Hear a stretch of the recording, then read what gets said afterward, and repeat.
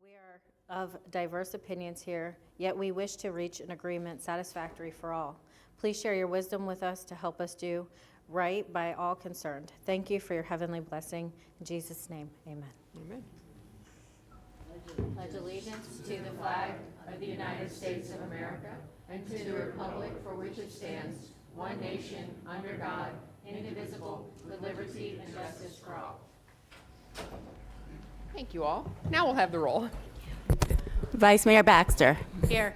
Commissioner Flores. Here. Mayor Marino. Here. Commissioner Powell. Commissioner Sachs. Here. Commissioner Weiss. Commissioner Woodward. Here. Thank you. Okay, do we have notice? Yes. And that would mean we have proof of publication. Correct. Okay. May I have the attorney through the swearing in, please? Do you want a motion? I'm sorry? Do you want a motion on the There you publication? go. May I have a motion for proof of publication? Thank you. Did you get that? All in favor, say aye. Aye. Motion carries 4-0. Thank you. All those wishing to testify or speak on today's items, please rise and raise your right hand. Do you swear or affirm to tell the truth, the whole truth, and nothing but the truth? Thank you. Okay, on to the approval of the agenda. And I'm guessing there's some deletions and additions and modifications? Yes, we do have a few modifications on our amendments. Item number 8, for the waiver of workforce housing restricted covenant provisions, we have a modification to the summary attached herein. On the irregular agenda, item number 10, DOA 2024-313 PBA Holdings, there's a modification to Exhibit C2 for DRO monitoring to correct the numbering of the conditions. And under number 11, PDD DOA 2024-309 Central Park Commerce Center MUPD, we have a modification to Exhibit C2, specifically engineering condition number 8. And then there's some additional attachments on the back. Thank you. Do I have any commissioner that wants to pull anything from the consent agenda? Okay. May I have a motion to adopt the agenda? Second. Okay, we've got a first and second. You got all that? All in favor?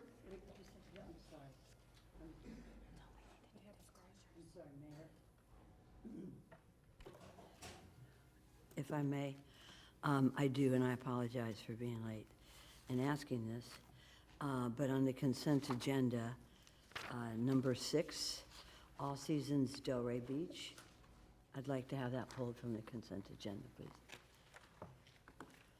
Okay. May I have a second? Second. So I have a first and a second. I'm pulling item number 6 We have a first and a second. Okay. Well, we will hear that immediately after consent. Do you want us to take disclosures now? On the consent agenda, yes. Okay. Alrighty, yes. We'll do the disclosures minus item 6. Commissioner Flores, would you like to start with your disclosures? No, No, on the consent everything's- agenda, not including item 6. Okay. Commissioner Sacks, do you have any on consent minus item number 6? Yes, I do, Madam Mayor. Item number 3, Star Ranch evacuation. No, not evacuation. Excavation, but different. Verbal communication, phone call with Ken Tuma. Receive and file the phone call messages. Item number 4, Journey Church. Verbal communication, phone call Bradley Miller. Receive and file phone call messages. Item number 7, Forest Oaks Residential. UE abandonment Zoom meeting with Scott Backman.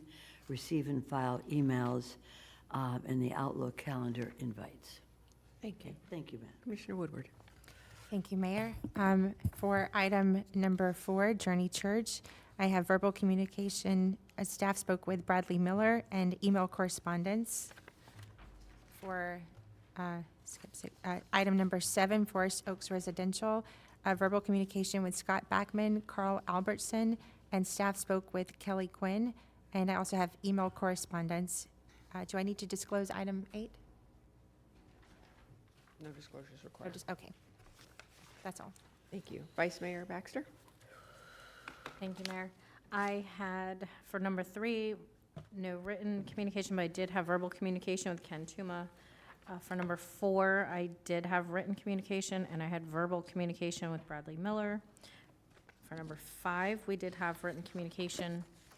Number 7, yes, had some written communication and had verbal communication with Scott Backman, and all written communications have been filed. The clerk.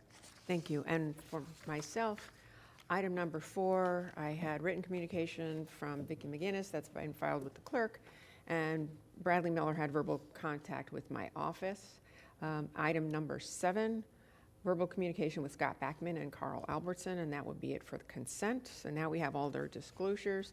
I believe we have one card. Is this Madam on- Mayor, if I may, when we were doing disclosures, I thought it was only consent agenda. It is only consent. Okay, but I have on regular agenda, I have 2 disclosures. so- We'll get that when Okay. we hear the item. Thank you.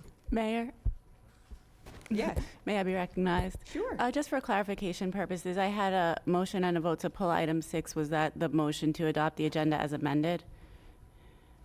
We pulled the item, and then we did Okay. adopt it as amended. That was it, okay. Thank you. You're welcome.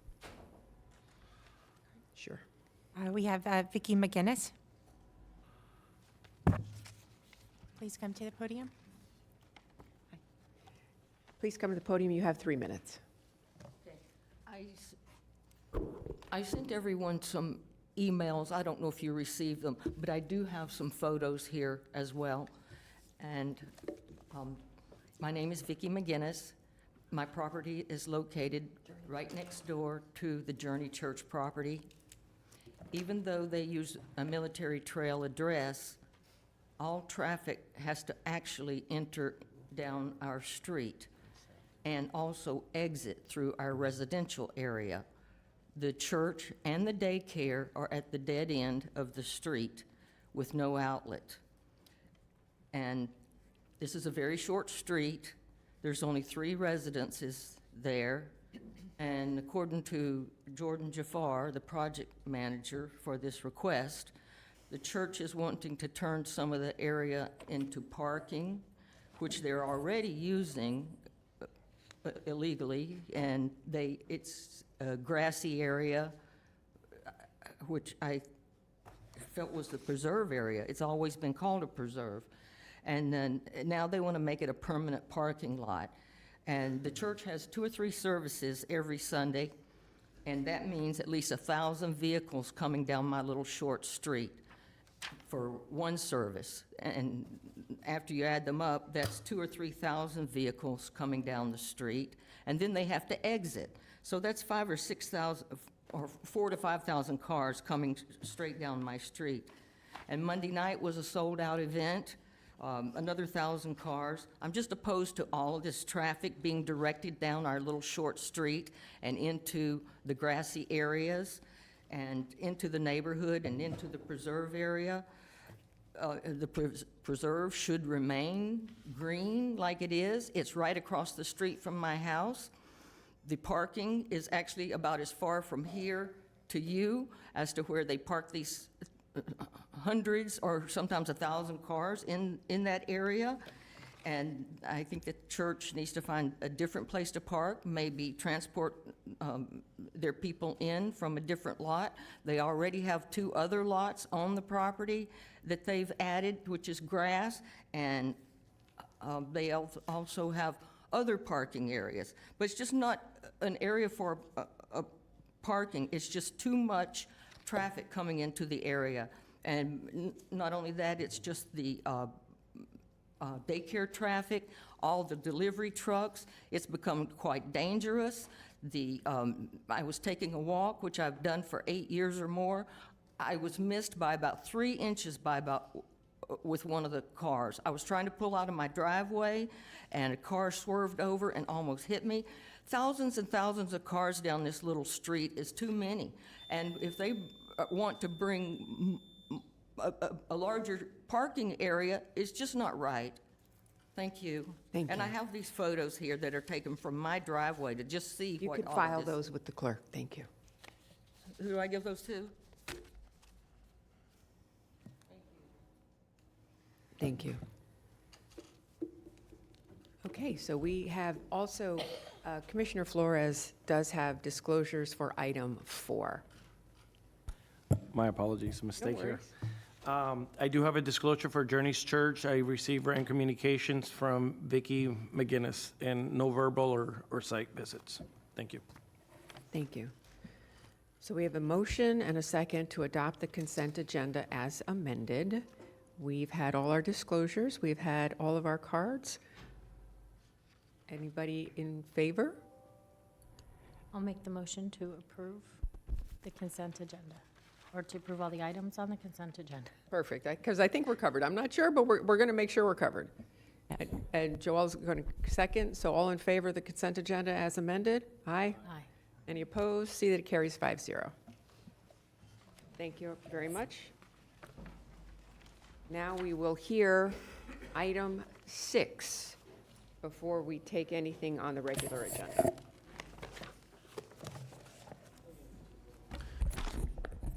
Good. Hold on one second. Sure. We all have disclosures. Do we need to do, when would you like us to do the disclosures? You can do them right now. Okay, so let's do the disclosures on item 6. Okay, Commissioner Flores has none. None. Commissioner Sacks? Thank you, Madam Mayor.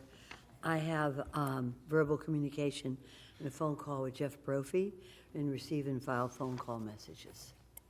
Thank you. Commissioner Woodward? Thank you. For item 6, I have verbal communication with Jennifer Morton, Laura McClellan, Steve Bednar, and Jeff Brophy. Thank you. Vice Mayor? Thank you, Mayor. I've had, yes, written communications and verbal communications with Jennifer Morton, Jeff Brophy, and I'm going to say Steve Bednar. Might as well. We're all going to cover our bases. I will say that I had verbal communications with Jennifer Morton, Lauren McClellan, Steve Bednar, and Jeff Brophy. I think we've all covered our bases on that one.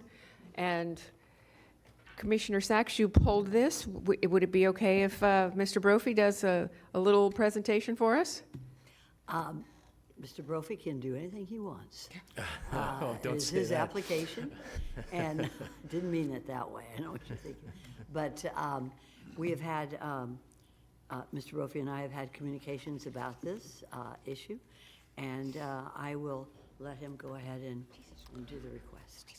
Sure. For the record, Jeff Brophy with WGI. With conversations with District Commissioner Sachs, we've agreed to a 30-day postponement until the next hearing in order to discuss with her office the details further details of the amendment. That's exactly correct, Madam Mayor, if that's consistent with the rules for zoning. I don't know. I'll ask the attorney to give us a, Sure, somebody can make a motion to postpone to the following February 27th. February 27th. It'll be fine. It'll be fine with me. And if I could at this time, Mayor, make that motion to postpone this particular request until the next scheduled zoning hearing, which is on February 27th. 27th. thank you. May I have a second, please? I'll make the second. I have a second from Vice Mayor Baxter. All in favor of the postponement, please say aye. Aye. All opposed, see that it carries 5-0. Thank you. Thank you, Mr. Brophy. Thank you to the staff. And thank you, Madam Mayor. You're welcome. And we are now on to the regular agenda. So we will go to item 9. Yes, so item number 9, 10, and 11 ultimately kind of go together. We'll start off with item number 9, LGA 2024-6, Central Park Commerce MUPD, which happens to be a future land use and text changes, so we can turn it over to the applicant to do a presentation. Okay, before we do that, are we taking 9, 10, and 11 all together? And if so, do you want us to do our disclosures now? Sure, disclosures would only be for 10 and 11. 10 and 10 and 11, 11. yes. Okay. You can All do right. those now. We will do those now. Commissioner Flores. Items Yeah. 10 and 11. Yes, have an email from Ernie Cox. Thank you. Thank you. Commissioner Sachs. Sachs. No disclosures for 9 through, actually 9 through 12, but it's all inclusive, none. 9 through 11. Thank you. Thank you. Commissioner Woodward. Thank you. For item number 10, I had verbal communication with Ken Tuma, Joni Brinkman, and Ernie Cox. And for 11, the same with the addition of staff spoke with Kathleen Simpson, and I have emails filed with the clerk. Thank you. Vice Mayor Baxter. Thank you, Mayor. For 10 and 11, I've had verbal communications with Ernie Cox and Ken Tuma and written communications from, I believe it was Ernie Cox. Thank you. And for 10 and 11, I have verbal communication with Ken Tuma, Joni Brinkman, and Ernie Cox. And also, I think we all received an email from Ken, which I think staff might have included. So there you have it. And with that, staff going first, or is the Agent. petitioner going first? Applicant. Joni, welcome. Good morning, Mayor and Commissioners. For the record, Joni Brinkman with Urban Design Studio. As mentioned, these are all intertwined, and I'm actually the agent on 9 and 11, the DOA for Central Park Commerce Center. And so I'll do the presentation, and then Joe Verdone, who is agent for Palm Beach Aggregates for the mining request, will do a very short presentation explaining exactly his application. Okay. Let me see. Okay, I know you all are familiar with this, as you've already transmitted the land use and text amendments for the comprehensive plan back in May, but just to refresh everybody's memory, the Palm Beach Aggregates Mine and Central Park Commerce Center, MUPD, is located at 20 Mile Bend on Southern Boulevard. Previously, the current MUPD and EDC land use designation applies to 138 acres. What we're proposing to do is bring in the 64.46 acres into that development. That shows you the current and the subject of this request for the land use and the text amendment and rezoning. Again, we're changing only the RR10 designation to Economic Development Center on the land area being added.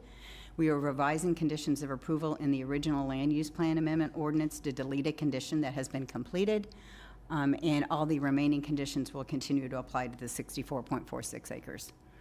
Rezoning, again, to the MUPD, consistent with the balance of the already approved development. And this was transmitted by the board back in May on my birthday. Okay, we are amending various items within the plan, including policies and maps to allow for this area to also be included in the limited service area boundary, as is the existing MUPD, and to allow for the increase in acreage to incorporate that acreage. Again, the conditions of approval in the ordinance are remaining basically the same, with the exception of number 2 being deleted, as staff has already made the determination that that condition has been complied with. Land development permits have been issued on this project, and construction on the infrastructure is underway. Again, the rezoning applies only to the 64 acres being added. This gives you an idea of what currently is taking place on those 64 acres. There are concrete batch plants and an asphalt plant that is operating, that currently supports the mining operations. Those will continue until such time as redevelopment is proposed or the mining operation ceases. They will be deemed legally non-conforming, and we've worked with staff to memorialize those site plans as part of this process. This is within the Glades Area Protection Overlay, as is Arden to the east, and within a limited service area boundary. Again, one of the items we're requesting in the comp plan changes is to add the Lucia to that. Just in regards to surrounding uses, you have Arden to the east, the FP&L plant to the west, and south on Southern Boulevard are South Florida Water Management District uses, as well as Palm Beach County-owned land that currently supports the training facility for PBSO. Just, this is a view of the existing FP&L plant to the west of the subject property, a view from Southern Boulevard. This is our current master plan that we're proposing. I'm just running through this because I know most of you have already seen this.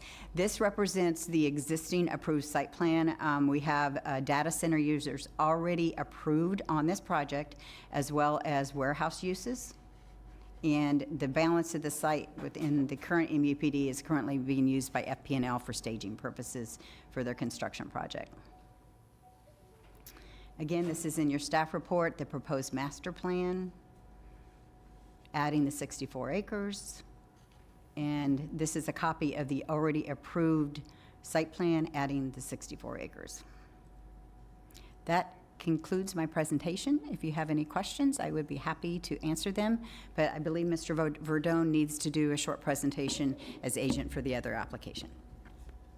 Where's Joe? Come on up, because I have no lights on.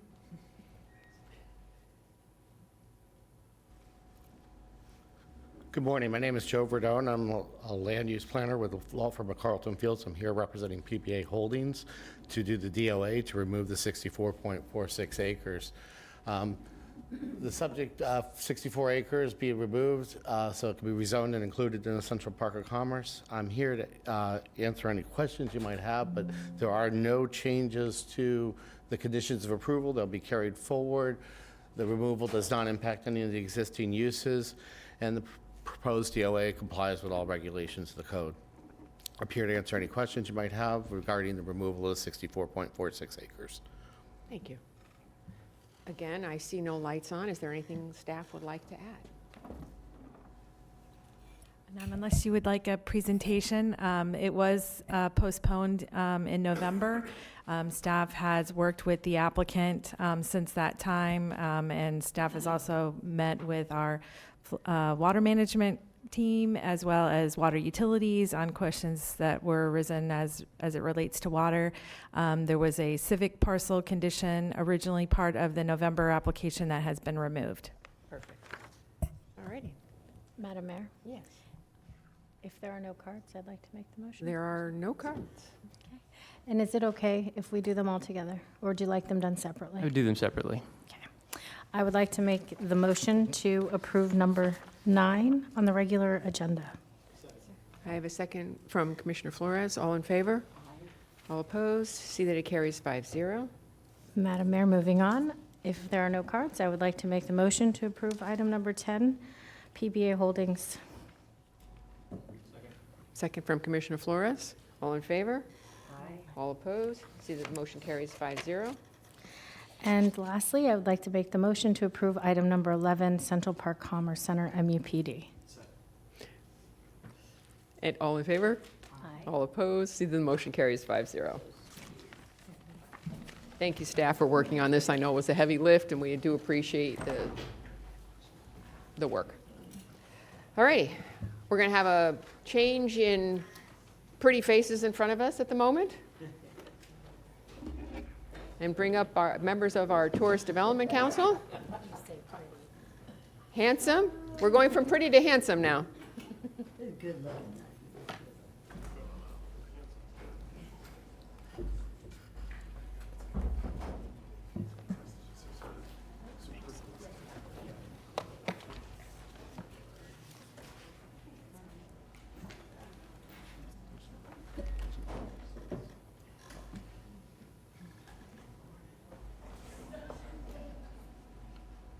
Morning, all.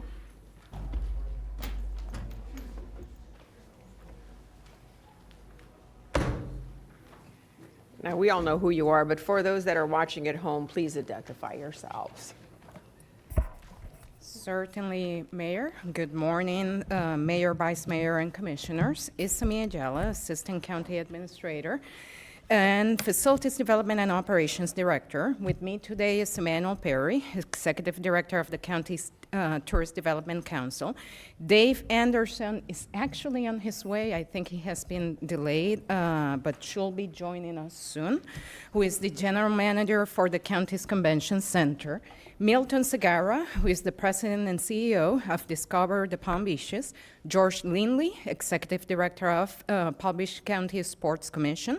From the county's Film and Television Commission, the Film Commissioner Michelle Hillary, and Dave Lawrence from Palm Beach County Cultural Council, President and CEO. And we also have Kathy Griffin from OEG. She represents the vendor that operates food and beverage services at the Convention Center.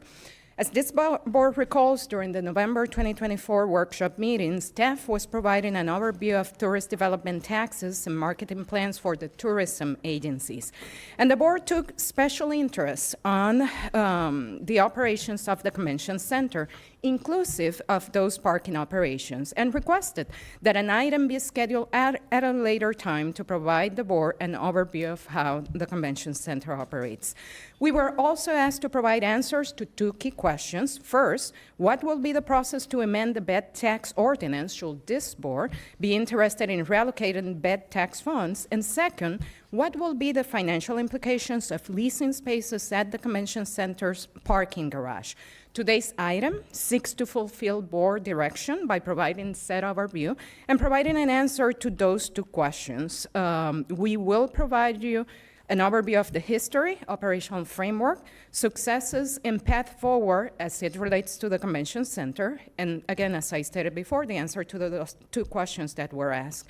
With that as a background, please allow me to transition to Emmanuel, who will lead the presentation.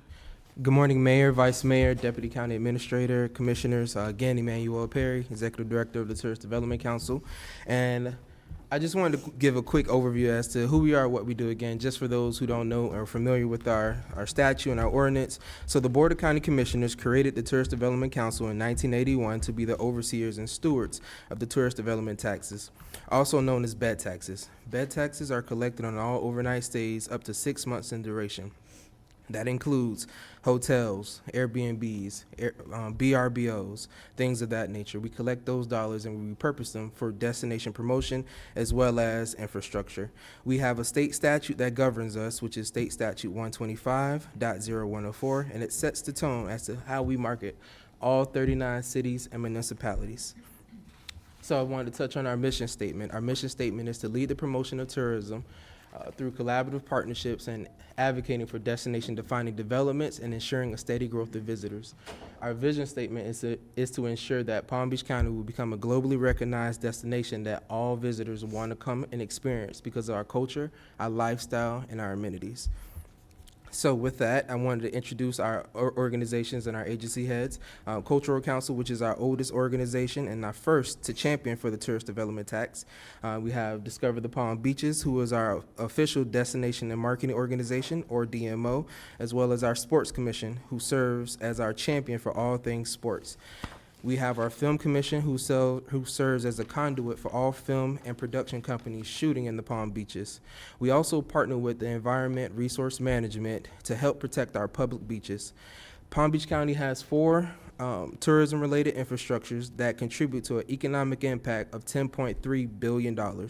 Those being Cacti Park of the Palm Beaches, Roger Dean, the Convention Center, as well as the Convention Center Garage. I wanted to touch on our county ordinance. We distribute the dollars that we collect from all overnight stays accordingly. The first and fourth receives 33% of the allocation, which are used for renewal and replacement, which supports our 4 infrastructures, as well as paying our debt service. After the first and fourth receives this portion of funding, we distribute 18% to our beach renourishment to help protect our public beaches. The remaining funding is allocated accordingly regarding the second, third, and fifth sinks as well. FY24 was a record-breaking year. In FY24, we brought in $86.7 million. And this slide illustrates just how impactful and the county ordinance uses for those distribution. We set aside $28.8 million for our debt services as well as our renewal and replacement. $500,000 went to our special projects, and the remaining $57.4 million was allocated amongst our beach renourishment as well as supporting our marketing agencies. Now on to the Convention Center. This board had a futuristic vision of taking Palm Beach County to the next level, as directly improving the economic impact of the city of West Palm through the means of trade shows and conventions. In 2004, Palm Beach County opened its doors to a two-story convention center, which features 350,000 square feet under air, 100,000 square feet of exhibit space, as well as 22,000 square feet of ballroom. Our latest addition is an outdoor sky room, which we use as relates to 13,800 square feet to offer our visitors natural beauty as to who we are and what we do. The Convention Center Garage is on the campus, was paid solely through bed tax dollars. These taxes are again created for overnight stays up to 6 months in duration. We also wanted to give the board just how beautiful our convention center is with a little sneak peek as we walk through the doors.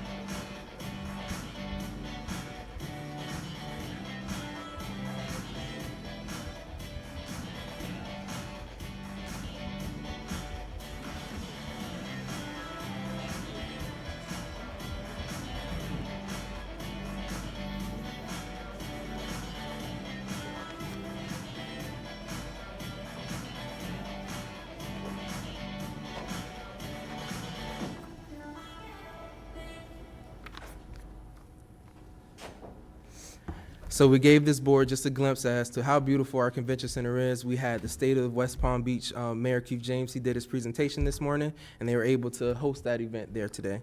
After much success, this board felt it was necessary to add a parking garage as well as seek a headquartered hotel at the campus of the convention center. The county then issued an RFP to build and construct the hotel and partnered with related companies, which was selected as the partner to construct that hotel. In addition to adding a hotel to the footprint of this board added a 9-story parking garage featuring almost 950,000 square feet and 2,600 parking spaces, allowing the sales team to go after larger and more robust events to host at the convention center. This board had the vision to construct a garage that not only served the short term, but also the future development of the campus as a second headquarter hotel and the expansion of the convention center. With the additional space, the second headquarter hotel will take this destination to extremes or markets that we wouldn't be ready to compete with right now. This slide illustrates just how impactful our convention center has been. FY24 brought in record year numbers. In FY24, a collaborative effort of our sales teams with Discover the Palm Beaches as well as the sales team at the convention center hosted almost 130 unique events, had an operating income of $8.6 million, and almost 170,000 attendees walked through those doors. Allow me to show you just how we can transform our center around a health-focused event named Eudaimonia. Eudaimonia was created in collaboration with Discover as well as the Convention Center, in addition to the Hilton, to target a key need period during our season.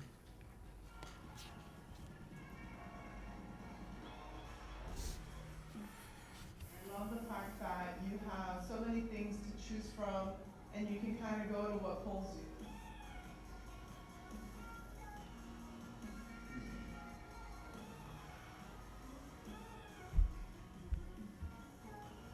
Woke up and did a morning run on the beach. That was pretty impressive.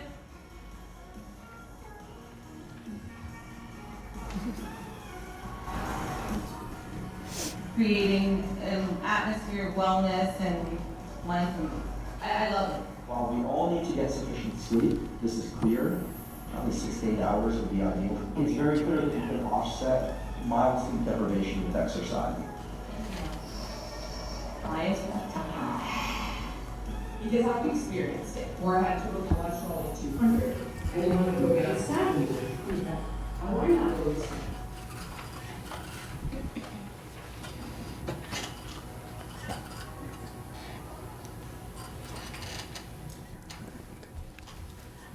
So the convention center has 2 operators at it, OVG Management as well as OVG Food and Beverage. These 2 contracts are pledging to contribute over the term of their contracts $1.25 million in capital improvement. And Mayor, with your permission, I will ask Dave Anderson to come up and be able to give a brief history as to how the company has evolved over the years. He's served as our general manager since the day we opened at the convention center. That's great. Good morning. Good morning, Commissioners. I don't know if I need to say anything after that great summary. Apologies for being a couple minutes late. We just dumped 700 cars on Okeechobee after the mayor's address. It was a little kooky out there. Pleasure to be here. Also a pleasure to have managed the convention center for the last 21 years. I got an offer I couldn't refuse in February of 2003 when it was 17 degrees in Milwaukee. And they asked me if I wanted to come down and finish construction of this building and open it up. And I said yes. So my wife and our 2 daughters, 2 and 4, decided to come down. And little did I know 21 years later that I would still be here. And what we've created here is truly amazing, not only at the convention center, but what I call the campus. Just to give you a little perspective and just step back a little bit. So when I started, the original plan was to open the convention center and to have a hotel opened at the same time. And unfortunately, with 9/11 and the economy in disarray, the developer at that time decided not to build the hotel. So when we opened the convention center in January of 2004, beautiful, beautiful building, which is still looks brand new today. But we opened without a hotel that was connected. And one of the keys in our industry is having a lot of hotel rooms nearby, but a connected hotel is critical. So when we started out, our building was really a 70-30. And what I mean by 70-30 is 70% of our business was short-term, so local and regional. And 30% of our business was longer term, which is really what our target is. So that's room night business. It could be state associations, regional business, but then national business, which not only brings revenue to us, it brings hotel room nights, and also it brings revenue to the community and the local businesses. So fast forward to, I think, right around 2014, we did the RFP again. Related won the RFP and decided to build a Hilton hotel.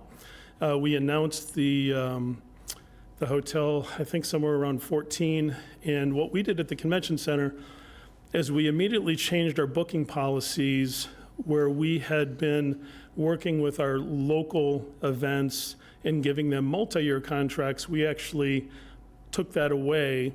And if you do not have room nights, you only can book inside 12 months. So basically, if you have room nights, that's really when you can book beyond 12 months. So we started that immediately, and to the credit of our local events, and the mayor's address to be one of them, because I don't know how many years we've done that, but most of our local businesses actually stayed with us and actually maneuvered around all these conventions right now, and this is why we're having so much success. So the hotel opened in January of 2016, and I think that year our deficit was somewhere around $356,000, which is actually good for having no hotel. If you saw the New York Times article in the fall of '24, they talked about the fact that communities are still investing in convention centers, even though they're known as lost leaders, because typically convention centers lose money, but what they're doing is they're driving room nights and economic impact. So 1 year later, in 2017, we were operating at a surplus. So 2017, 2018, 2019, 2020, we were on the cusp of having the greatest year ever, and then March hit. And to give you perspective, we didn't do an event from April to September. So we didn't do an event for 6 months that year, and we still only lost $400,000. So we had made so much money up the first 6 months. So we saw the perspective and usually the third and fourth year are the stabilization years. So 2021 were challenging, as we all know, but 22, 23, 24 have been, again, 3 best years we've had in 21 years. So last year, which we just finished in September, our surplus was $3.2 million. So we're actually one of the most profitable convention centers in the country, and of our size, we probably rank in the top 1 or 2. So now, fast forwarding, as it relates to what I said before from the 70-30, so now we're 70-30, but we're 70 long-term and 30% short-term. So the 70% business that we're long-term is all high-impact business. So it's big money at the convention center, it is room nights to the hotels, but then also places like Clematis, it's called City Place right now, right? City Place and other things, they are flourishing because we're bringing in, our average convention could be, or conference could be 750 to 1,250 delegates. And when they break during the day or at night, they literally all just steamroll across the street. And then when we do events like Tony Robbins, he's anywhere from 4,000 to 7,000. And again, when he does his breaks, they basically go across the street and they're just looking to spend money on food and beverage and anything else. So we're literally, we're one of the best convention centers. We were awarded one of the top 10 convention centers in the country last year. But it's more than just that. It's our package, and the fact that we have the Hilton connected. We have an incredible relationship with our Discover the Palm Beaches, our CVB, and all of our other agencies. We have City Place right across the street. The airport is 3 miles away. The Intercoastal is a quarter mile away, and the ocean's a mile away. Like, there is no other competition like it. And what's great is, I had a couple opportunities over the years to go and manage larger buildings. And I didn't want to, because this is just, it's heaven, I know we have challenges. I know it's 108 during the summer, but from a package sell standpoint, planners want to come here because they take over our whole building, and then they kind of feel like they own the town.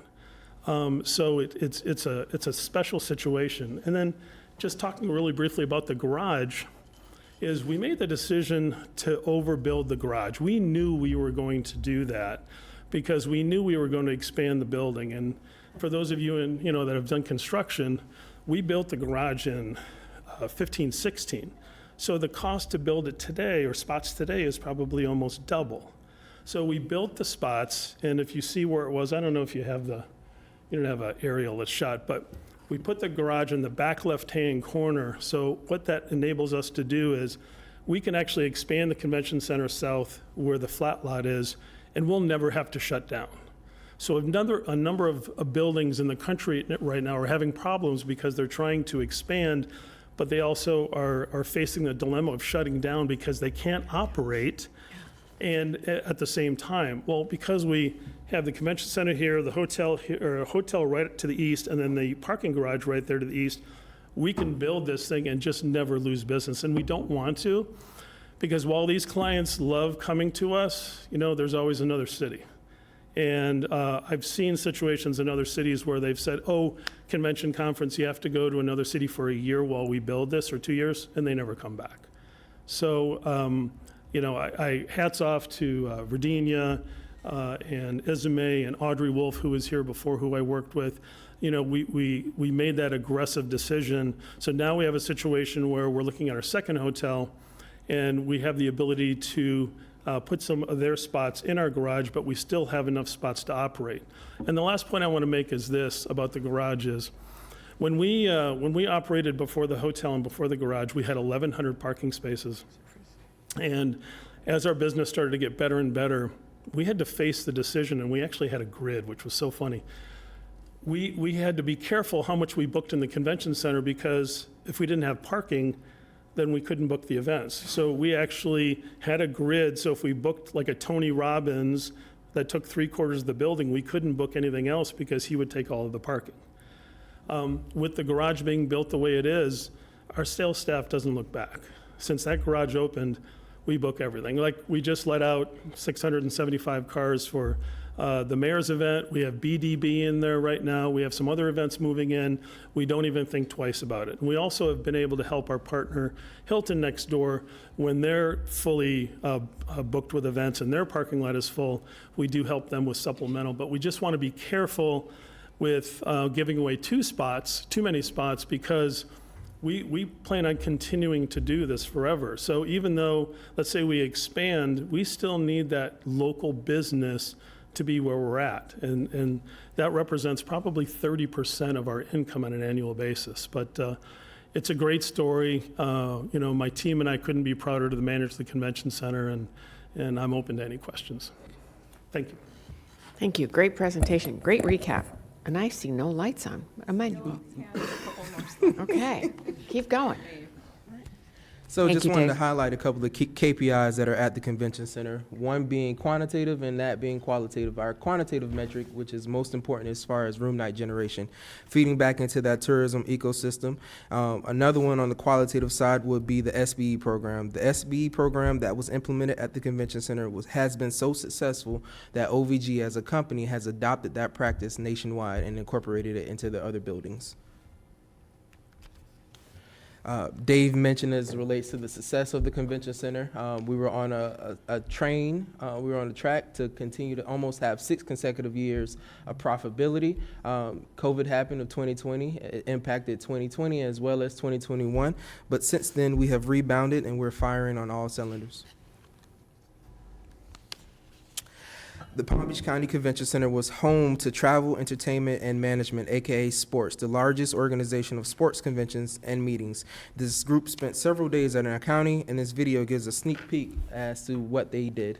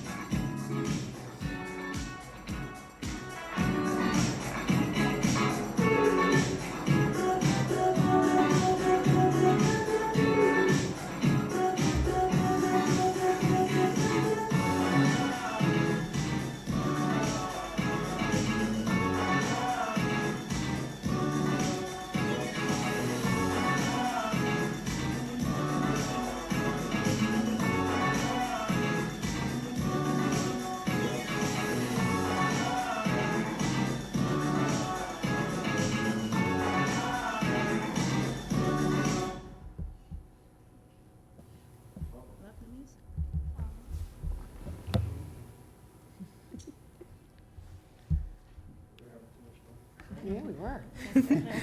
So with that, Mayor, at the Convention Center, we collaborate with multiple county departments, FDO primarily being one of them.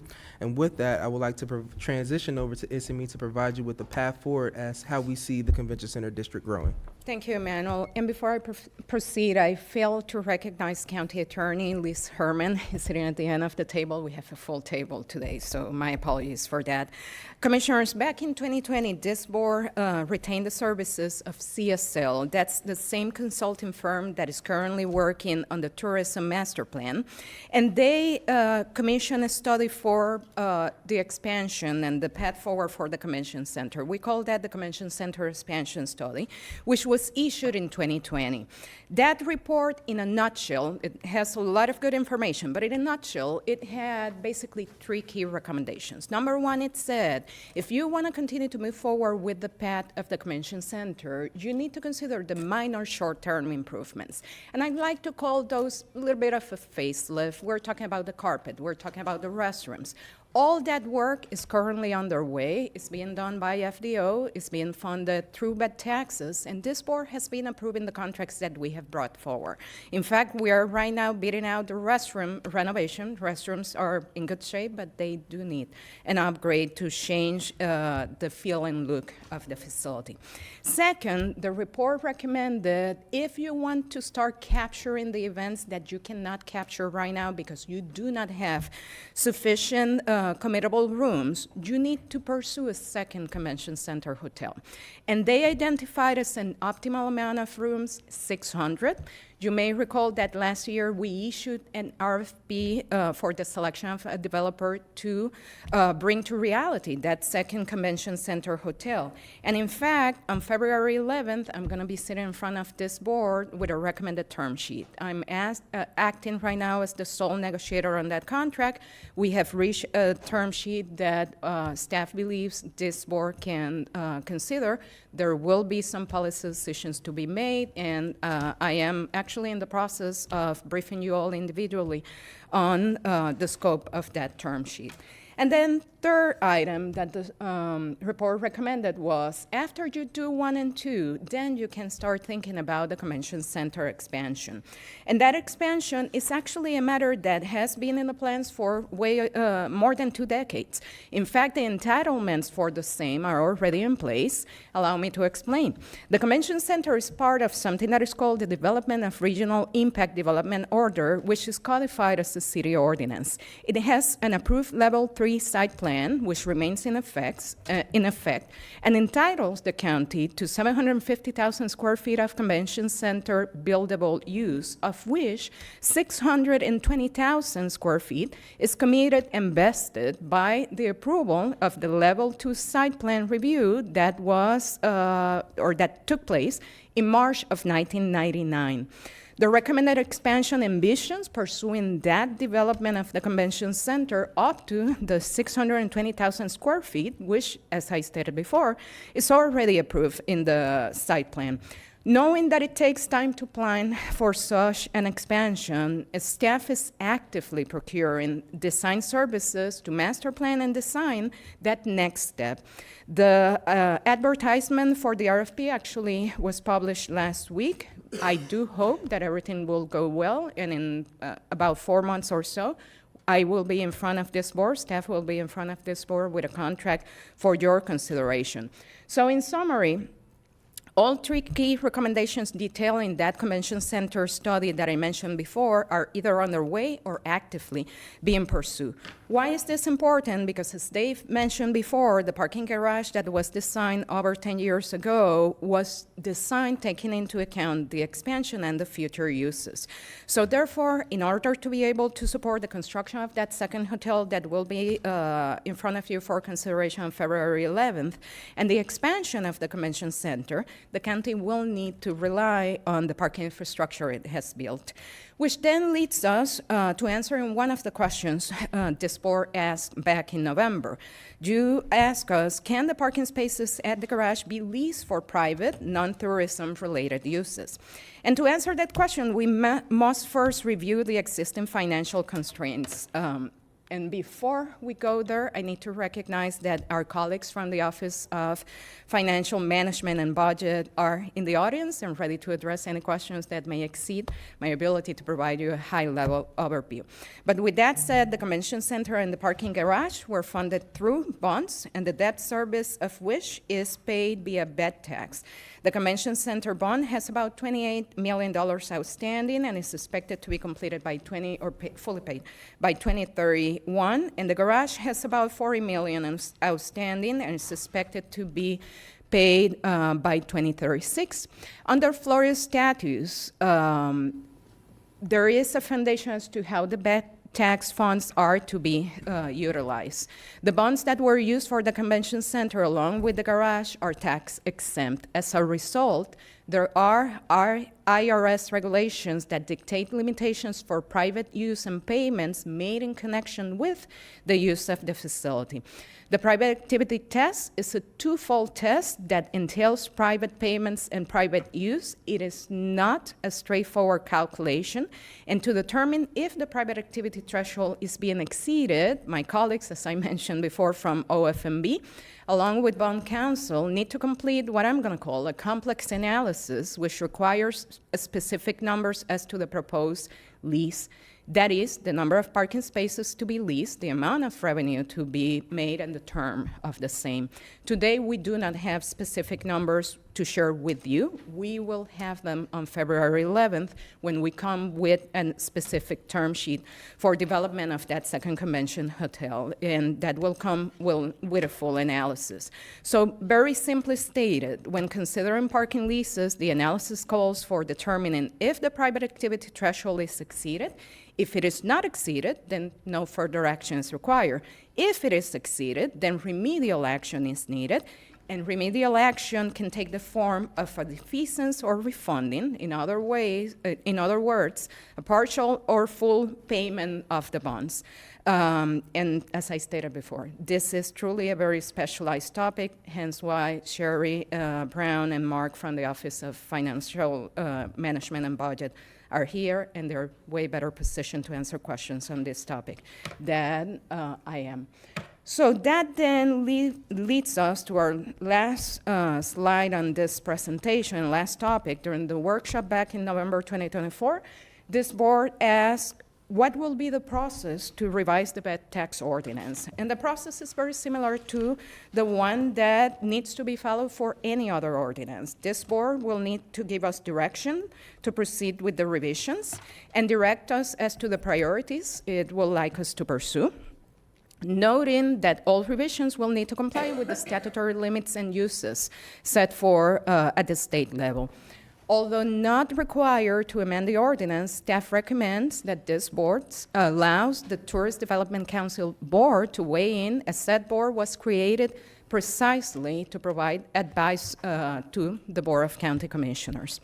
Following recommendations by the TDC board, we will then return to this board with a draft ordinance for consideration, which, if found acceptable, will then be finalized, and we will proceed with the typical first reading and then second meeting for approval.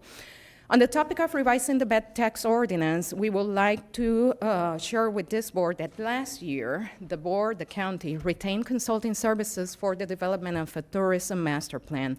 Said effort is currently underway, and the final master plan will require approval by this board before it can be implemented. So we do envision coming back later this year with the results of that master plan for your review, approval, comments, and direction.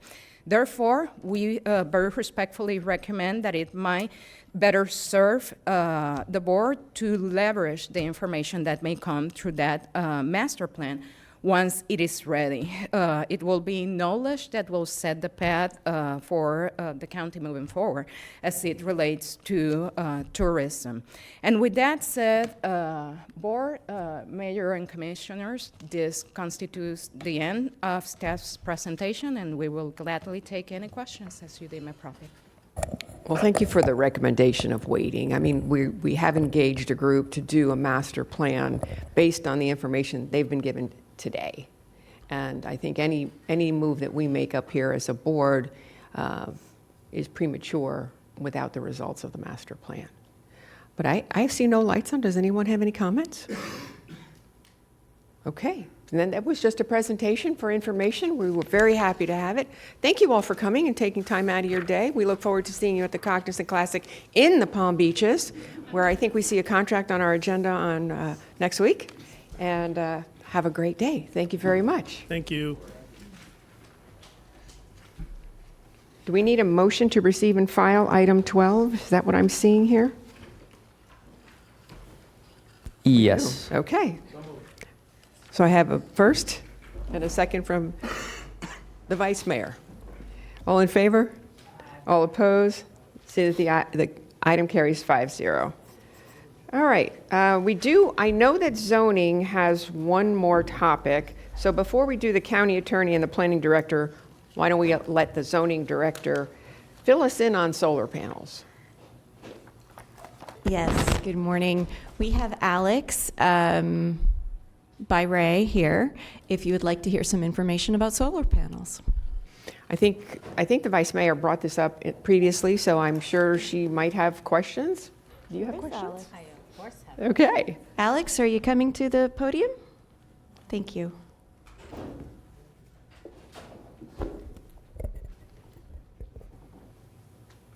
Yes, good morning. For the record, Alex Byray of the Zoning Division. So zoning regulations for solar panels in unincorporated Palm Beach County include when they function as a principal use, accessory use and structure, or elements of green architecture. For the focus of this presentation on when solar panels are a principal use, also known as a solar field, they're classified as renewable energy solar facility, utility use type per Article 4 of the Palm Beach County Unified Land Development Code. This use is only prohibited in the Preservation Conservation Zoning District, redevelopment area zoning districts, residential pods of planned unit developments, agricultural reserve planned unit development, preservation areas, traditional development districts, and any zoning district where the supplementary use standards cannot be met. Otherwise, this use is subject to development review officer administrative approval process in most zoning districts, except for mobile home plan development and recreational vehicle park development zoning districts, and where it is a Class B conditional use approval from the Zoning Commission through the public hearing process for those districts. However, depending on a site's future land use designation in certain situations, the use may be subject to Class A conditional use approval from this board if acreage thresholds are tripped. So, the aforementioned, if you could go to the next slide, please. The aforementioned regulations have their origin from direction of a previous board back at the January 29th, 2009 zoning hearing, when it was requested that staff fast-track amendments to allow for renewable energy. A Land Development Regulation Advisory Board subcommittee was convened, and by the summer of that year, members of that board, the industry, and other stakeholders who made up the subcommittee determined that renewable energy types, particularly solar and wind energy, must be addressed separately based upon the latter's adverse impact. Ultimately, it was determined that solar had minimal impacts compared to wind energy, therefore would be subject to more lenient regulations. The solar ordinance was adopted towards the end of October of that year and established the solar renewable energy facility use. In 2019, a privately initiated amendment to the code was approved by the board to revise landscaping requirements of principal renewable energy solar facility uses in the rural, exurban, and glades tiers.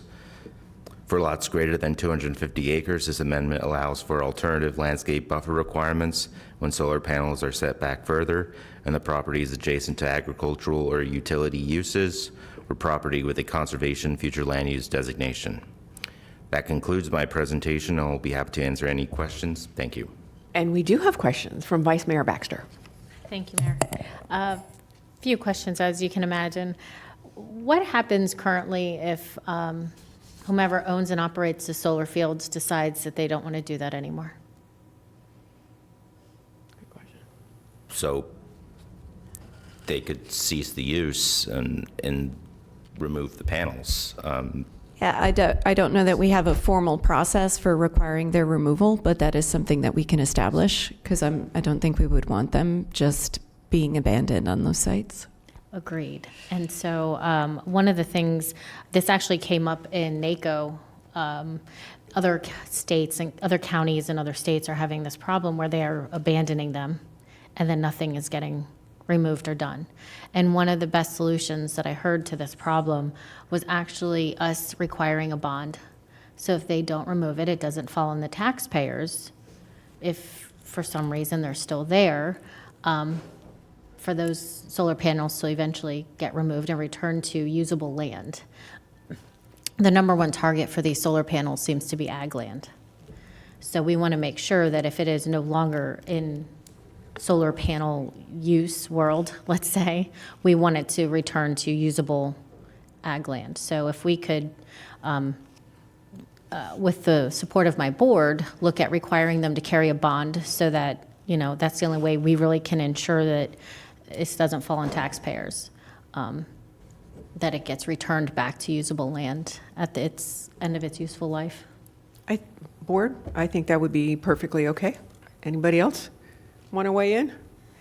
Okay, any more questions? It would take some time for us to sit with the county attorney and to look at, we do bonds for some other uses, so we would sit down, dissect which are those uses that we do bonds, see how those approvals work, and then see how we can nest that into this. It wouldn't be next month, we wouldn't be back, but we will definitely start looking at it. And also, we don't have any applications in process, but we will also, consider that as a condition of approval for any new ones coming forward.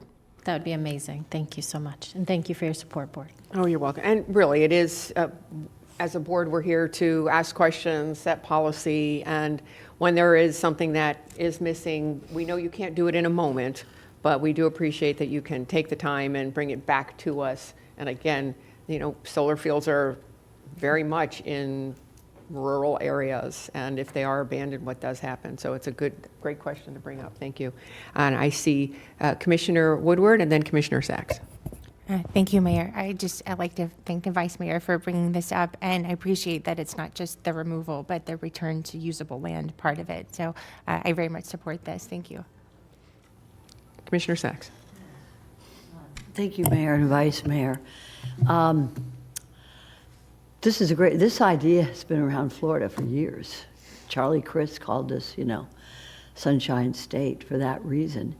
I believe, and correct me if I'm wrong, that the largest producer of solar energy in the country is FPL, but not in the territory of Florida. I'd like to look at that. Gen X is their company, operates thousands of solar fields in the country outside of the state of Florida.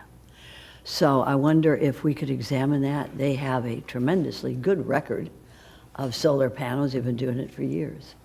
And I trust their way of doing it because of their experience in it.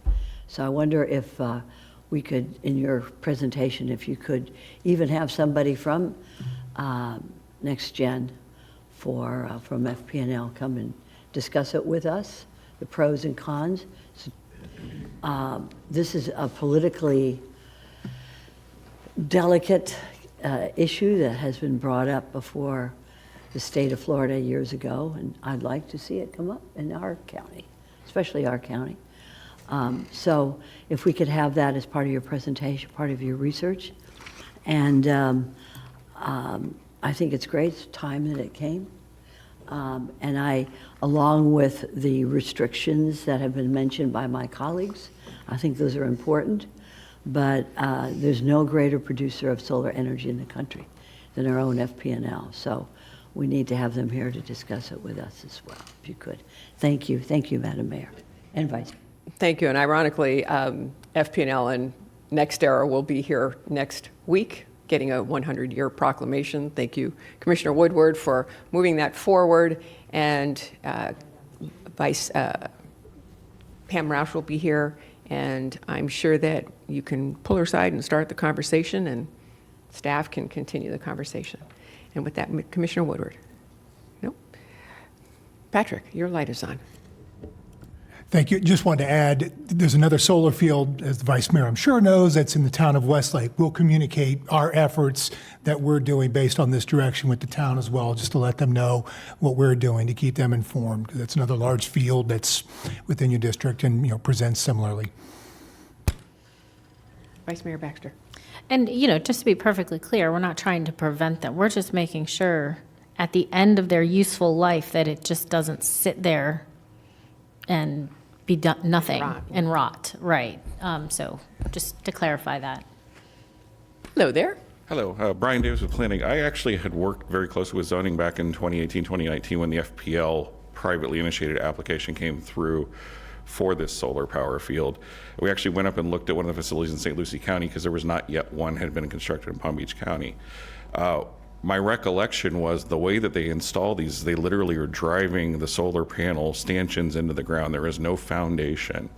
The impression that we walked away from is there's only one structure, which is the sort of the collecting building, which all the wires run into. So that's the one structure. That's the one building that has a foundation that has the infrastructure that connects to the grid.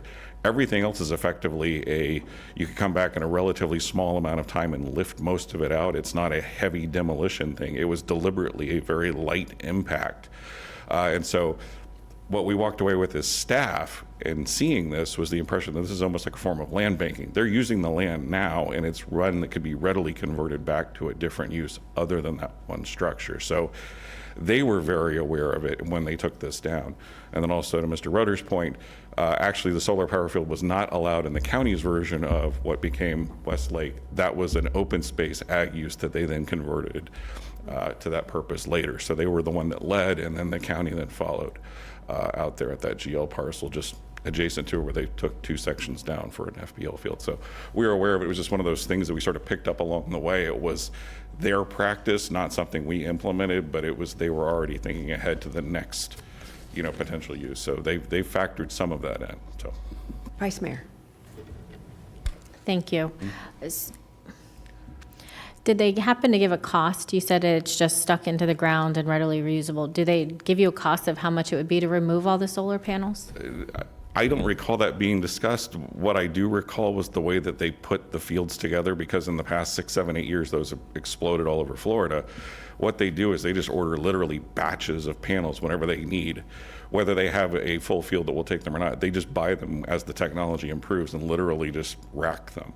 So they have, I think, a fairly robust engineering setup for it. So it sounds like they just go literally pile drive them in. They can come back and literally extract them back out and pull the wires out. Would it be a fair assumption that that wouldn't be a free? No, but I think there's the value if they go to pull it out. If they're treating it almost like it's a land bank, it could be then returned to whatever future use down the road, whether it's development, ag, or whatnot. I think there would be a value to putting it back out and then putting it into some other use. So I think there's an incentive, a market incentive to do it, not necessarily a government incentive to do it. So. And do we know what kind of chemicals are within those panels that could potentially contaminate the ground if not removed properly? As a planner, my goal is to understand the big picture, not the details. I know there are some chemicals in them. I just couldn't even begin to speculate what they are. There's just several issues, and I think that's why this was my favorite solution, was just having that bond just in case. Because if the good actors, to your point, come in, they install it properly and remove it properly, we would never have to use that bond. But this is just a safeguard, I believe, for our residents, the taxpayers, and, to make sure that it is returned to usable. So I do appreciate your input, so thank you. As Lisa had said, we'll look at it. I just want to put out, we reviewed this with the wind turbines. Wind turbine language has the removal agreement, so we can look at that same language for the solar. Thank you. Mm-hmm. That's great. Thank you very much. Any other questions? Okay. County Attorney. Nothing over here. Planning Director. On behalf of the Planning Director, no comments, but Happy New Year. We'll see you next week. Thank you very much. Executive Director. Deputy County Administrator. Okay, commissioners, do you have any comments? Commissioner Flores, why don't you go ahead and start? Yes, received a call from Virginia this morning asking me to bring up Milani Park again because I guess we didn't have a quorum at the last meeting. So all I want to do is just do a review here with the council since I'm getting tons of emails and questions regarding this park. I haven't had an opportunity to discuss it with anyone here, and the comments that I made at the Tuesday meeting were simply that I don't want to have a beach park that's a private park. I want it to be open to the community at large. So there's a lot of questions that I have, and I would like them to be presented here. And the second half of my comments would be that if we don't have quorum, we're wasting our time because now I have to bring up this issue a second time. So I think at that time, if our comments aren't going to be valued or respected, then we need to cut the meeting right there and then and not waste our time. Because now I'm bringing this up a second time because I guess we didn't have a quorum just to ask for information to come before us. I just think it's basic stuff, but I know that we need a quorum to make decisions, but to ask for staff to come back, I don't think you should be required to have a quorum. Thank you. Thank you. Commissioner Woodward, you put your light on. I did, and sorry if I'm skipping Commissioner Sachs here, but thank you for bringing that up, Commissioner Flores. I've had a few phone calls and have asked the county attorney to be here. I was wanting to request guidance for this board to, first of all, can we make a policy that mandates quorum for meetings to address what he's saying, but any meetings moving forward, if we lose quorum, can we reschedule the meeting? The board can absolutely do that. The issue has been that there's been a lot of staff, there's been a lot of direction to staff that is unclear. And the board has gotten, is at directing staff to bring back things for talking or discussion or information, and it's unclear to staff what that means and whether the entire board has agreed. If you do not have a quorum, you cannot take a vote and agree on something. Direction to staff needs to be a formal vote. And the reason we need to do that is because we are taking staff's time and we are sending them a message that this is going to be prioritized with your other work, and the board has decided this is what we want to do. If it's something that you just need facts and information, staff can come to your office and brief you. But if the board itself votes and says, we want this brought back, we want a presentation, we want updates, we want whatever, it needs to be a quorum and it needs to be voted on. The board gets to decide if workshops should continue if it does not have a quorum. So that is something you can decide, and there's 4 of you here. You can vote today that as soon as a quorum is no longer there, the meeting will adjourn and business will be rescheduled. On a workshop meeting without a quorum, you still can have presentations, you still can have staff comment legally, but it's up to you whether you want to continue or not. If I could, as I asked, the state does not require quorum, but it gives us the authority.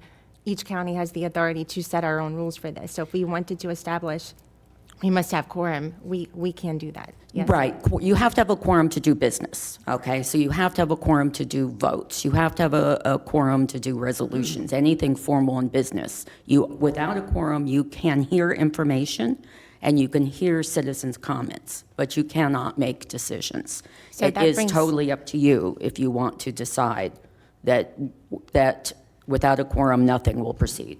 And that brings me to my second question and you've already somewhat addressed it, that board direction, we could set that we would require a vote by the board.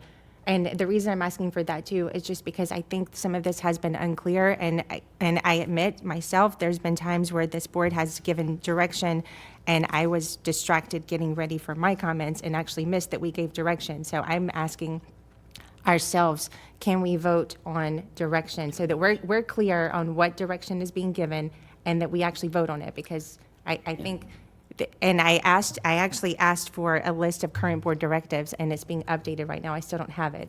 I don't even know what all board directives that we have received and file. I admit I haven't looked at it since the end of November, but it's big, and I think that we as a board, we have a duty together, because we are a board of 7. Well, right now we're a board of 5, but that we are clear that we are operating as one board. Right. Not 7 individuals. Right. And I've even had people ask me about the interference clause. So I also asked you here if you could, maybe not today because we need all 7 of us here, but can you address that today, but then maybe come back and give us a full understanding on that as well? Sure. And I would really recommend the voting on staff direction. Please do that. If a meeting goes on for 5 and 6 hours, and at the end of it, you're throwing out direction to staff, by the time that happens, nobody knows exactly what you just said or what's required. And we need to all agree as a board, this is what you want to do. I say we, I don't need to agree. You need to agree as the board what it is you want staff to do, where you want them to spend their time.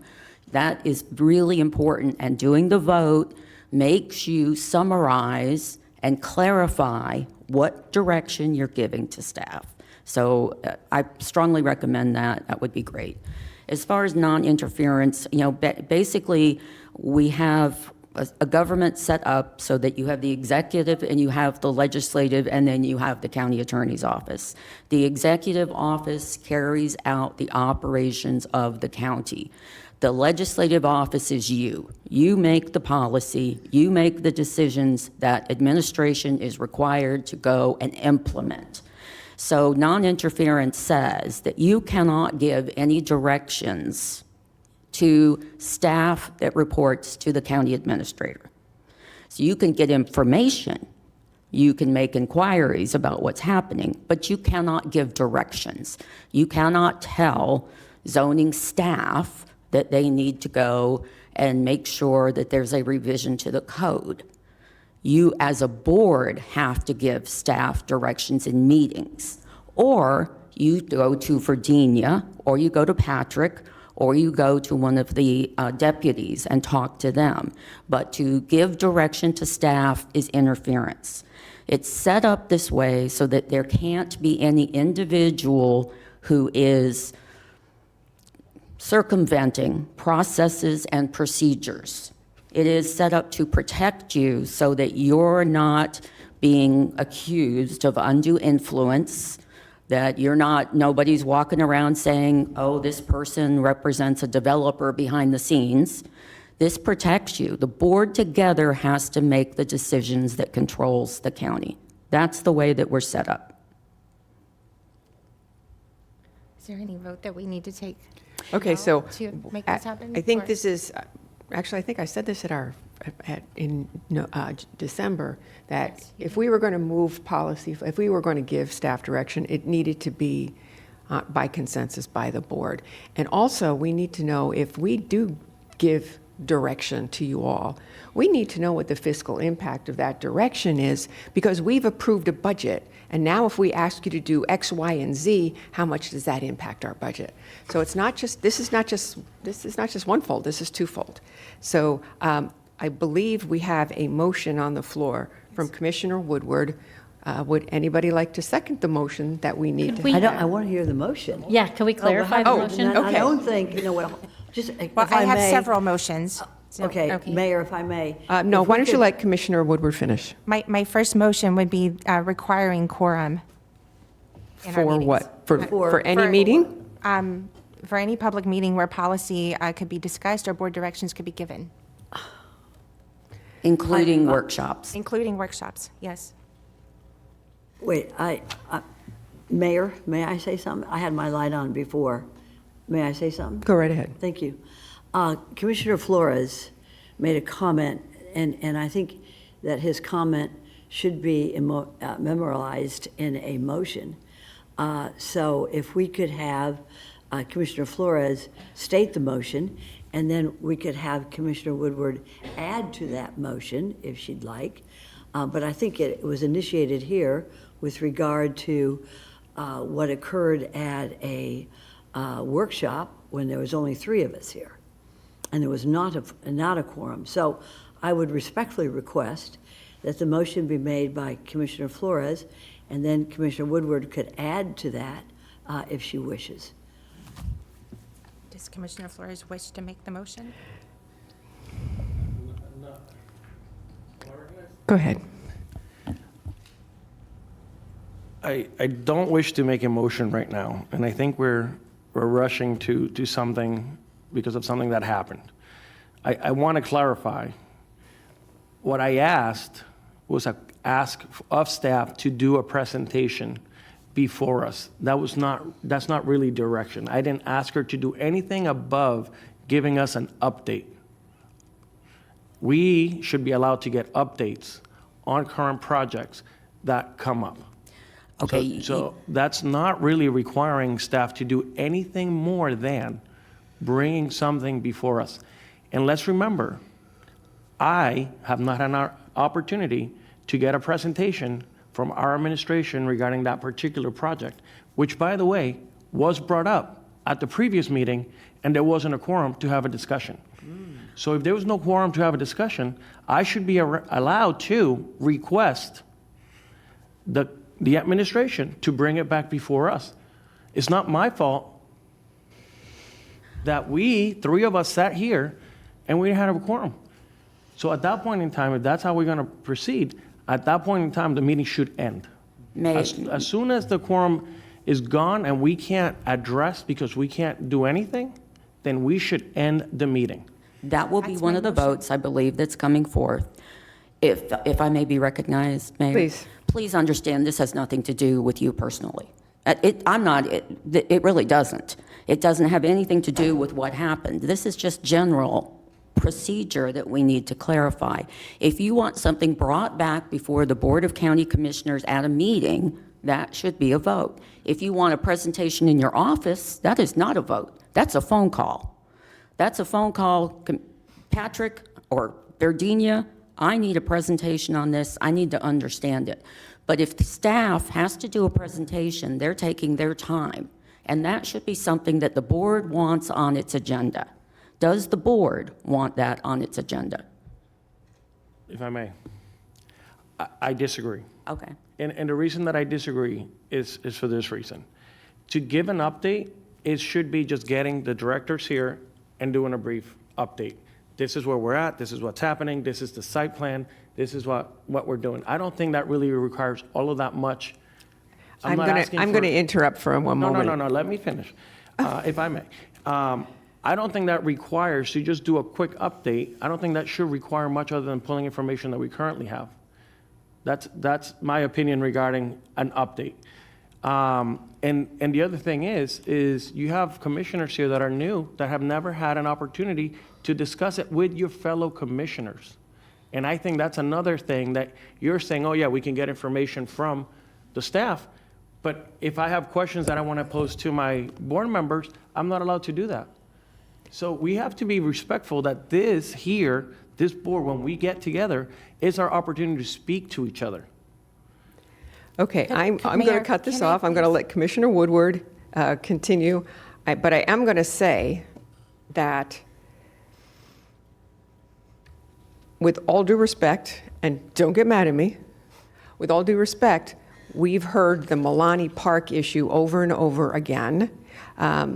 Staff should bring you up to date on Milani Park and along with Commissioner Powell. We have not even, by noticing and all the whole procedure, don't comment, the whole procedure is, we have to get things on an agenda. We have to notice an agenda. An agenda has to go through a certain routine because there's procedure, because it protects us. And if we say, add it to the agenda next week, and we are not here, we don't have a quorum, that's not proper either. There are times where you, as a commissioner, can be brought up to speed in your office with all of staff. They don't have to come to a meeting to do that. Then if you have questions, you can bring the questions up at any point in time. You can bring them up, and that's why we have commissioner comments at the end of every meeting so that we can have discussions. But to ask for a presentation when we've all heard it, we, as in 5 of us, a quorum of us, have all heard it and have all decided on it. We have this same discussion the first 2, 3, 4, 5 months when we have new commissioners on the board, questioning votes that we have taken previously. Now, just because we've gotten letters and phone calls about Milani Park, and I'm using Milani Park because it's the specific example of what we're talking about. Milani Park has its own procedure that's already in place that needs to be protected and not delayed, because Ismi is in the back of the room and can basically give us all an update, or give you an update. There are timeframes that have to be met for Milani Park, or we lose the ability to build that park, and we lose the ability to offer a park for free to every constituent in Palm Beach County. And we don't want to do that because there is limited park for all of our constituents. Now I'm getting off topic. However, to be brought up to speed on Milani Park, it's best if you meet with staff, the same as Bobby meets with staff. If you have continued questions after that that you would like to pose, I would suggest you bring them up in comments, because just like the solar panel discussion we just had, Vice Mayor Baxter brought that up in her comments at a previous meeting. So we do good work up here. We do try to work in unison together. But going back to, how do we ask staff to add something to an agenda? Do we have meetings if we don't have a quorum? I think these are the things that we need to figure out right now. And Commissioner Woodward, yes. Thank you, Mayor. And again, with all due respect, I was a new commissioner myself 2 years ago, and I understand. I spent an entire day with Patrick and his team riding through the Ag Reserve, so I would have a better understanding of Commissioner Sachs' district, because it was a very big and controversial topic. These are things that all of us have to do. And Milani Park, because it is the topic right now, there's 40 years of history almost with this park. It's something that we've all heard. It's something that I've spent hours and hours with. And it is important that each of us as commissioners do sit with staff. You get the full history, because when it's time for us to have the discussion, you do have to come to this board with a foundation of information that we can't sit here, all of us in this room, and start from the very beginning. And that's on any topic. Milani is a very controversial one. It's one that will take more than, an hour of your time. It's going to take a lot of your time to be brought up to speed. It took hours of my time. Same thing with any of us. We've had to listen to this. And there are other topics that are going to happen where it's on us to get the history. I went back, I had to watch previous meetings. I went back to meetings before. I think only 2 people were on this board for a previous meeting that I had to go back and watch to bring myself up to speed. That's on us as commissioners. And that's why I think we should have to vote on this, because honestly, if this is already happening, the train has left the station. If we're having this on the agenda on Tuesday, by all means, that's fine. But moving forward, we as a board should be allowed to vote on whether or not we want to spend the meeting time, the public meeting time, on a topic that we've all heard multiple times. We should vote on that. And you are going to have to, even before Tuesday's meeting, I hope that you end up with time with staff to go over this, because you will need it. I don't know if Commissioner Powell will have that time. He's traveling. It is a very big topic, and you're going to have to do your research. We've all had to do it. It's hard, it's long, but it is our duty to do that. When we come to this board, we have to come with information. Staff does it. All the stakeholders out there, get the information from everyone you can, and then when we come back to discuss, we all actually have something to discuss, and not just questions starting without information. Okay, before we go on, the clerk, you have your light on. Hold on, Joelle. Oh, yeah, it is up here. Oh. Denise? Was it you? It may have been. Okay. Patrick? Just want to be clear, any topic, anytime for any commissioner, absolutely one-on-one. I don't ever want to leave the impression that we're not available to do that, and never too busy before meeting, after, whenever. So we want to be eminently clear about that. The matter of direction that has been a challenge for us, for those of us who've been around a while, and boards through the years kind of woven through different areas of being implicit and very clear about it, as Ms. Coffin was talking about at times, and then we've drifted away from that. Part of that responsibility is on us, and if board wants to take that action on direction and do it by formal vote, we will also, from our perspective, call back and say if we're not hearing a vote, not hearing something, ensuring that the full board or the sitting board does that. My only caution on the quorum issue and potentially concluding business, when you have matters by public, for instance, you have the same thing, and I don't know if you had the public here and you might not have a quorum at that point to conclude that when you have folks out. So I would caution you thinking it through. I do think back to the direction part, though, if you should not have a quorum, for instance, on a workshop and we're presenting information, as long as the board members in attendance, all board members know, then no action is going to be taken, no direction is going to be given, et cetera. We're there to present. The information in those presentations is available for all commissioners, even if you're not there. So just try to keep the boundaries and build on what Ms. Coffin was saying as well. And again, I mean, in my comments, I actually had written down I was going to ask the commissioners that weren't there at the workshop to watch the workshop before our next board meeting, because it's up to us to be educated. And very rarely do we have a meeting where we don't have quorum, and that only ever happens at workshops. Never, because we would not hold a board meeting without a quorum. And workshops are a gathering of, gathering information and us questioning. Very rarely is direction given at a workshop. We were in a very, what's the comment? The perfect storm is what happened this week. And it was really, really good information. I mean, we had budget information. So as for comments, I would ask all of our commissioners who weren't at the meeting on Tuesday to watch the whole presentation. And I have more lights on. So Commissioner Flores, do you want to finish up? Commissioner Sachs? No, I defer to my colleague who brought it up, and I do believe that if it is a workshop, especially on budget, as you mentioned, Mayor, we now are in 2025. If a person is not physically here, they can be watching like anybody else. So I don't think we need to mandate. I was on Zoom and I was in another country and I was following the commission. I don't think we need to mandate anybody to absolutely go over these workshop information. I think it's just incumbent upon a county commissioner to do it. We have the technology to do it. If we wish as a board to mandate that a quorum be present before we do a workshop, I'll defer to the majority of the board. Doesn't make any difference to me. I always feel like if you're not here, you're watching, just like the public can. But if the majority of the board wants to require a present quorum while we do a workshop, I'll defer to the board.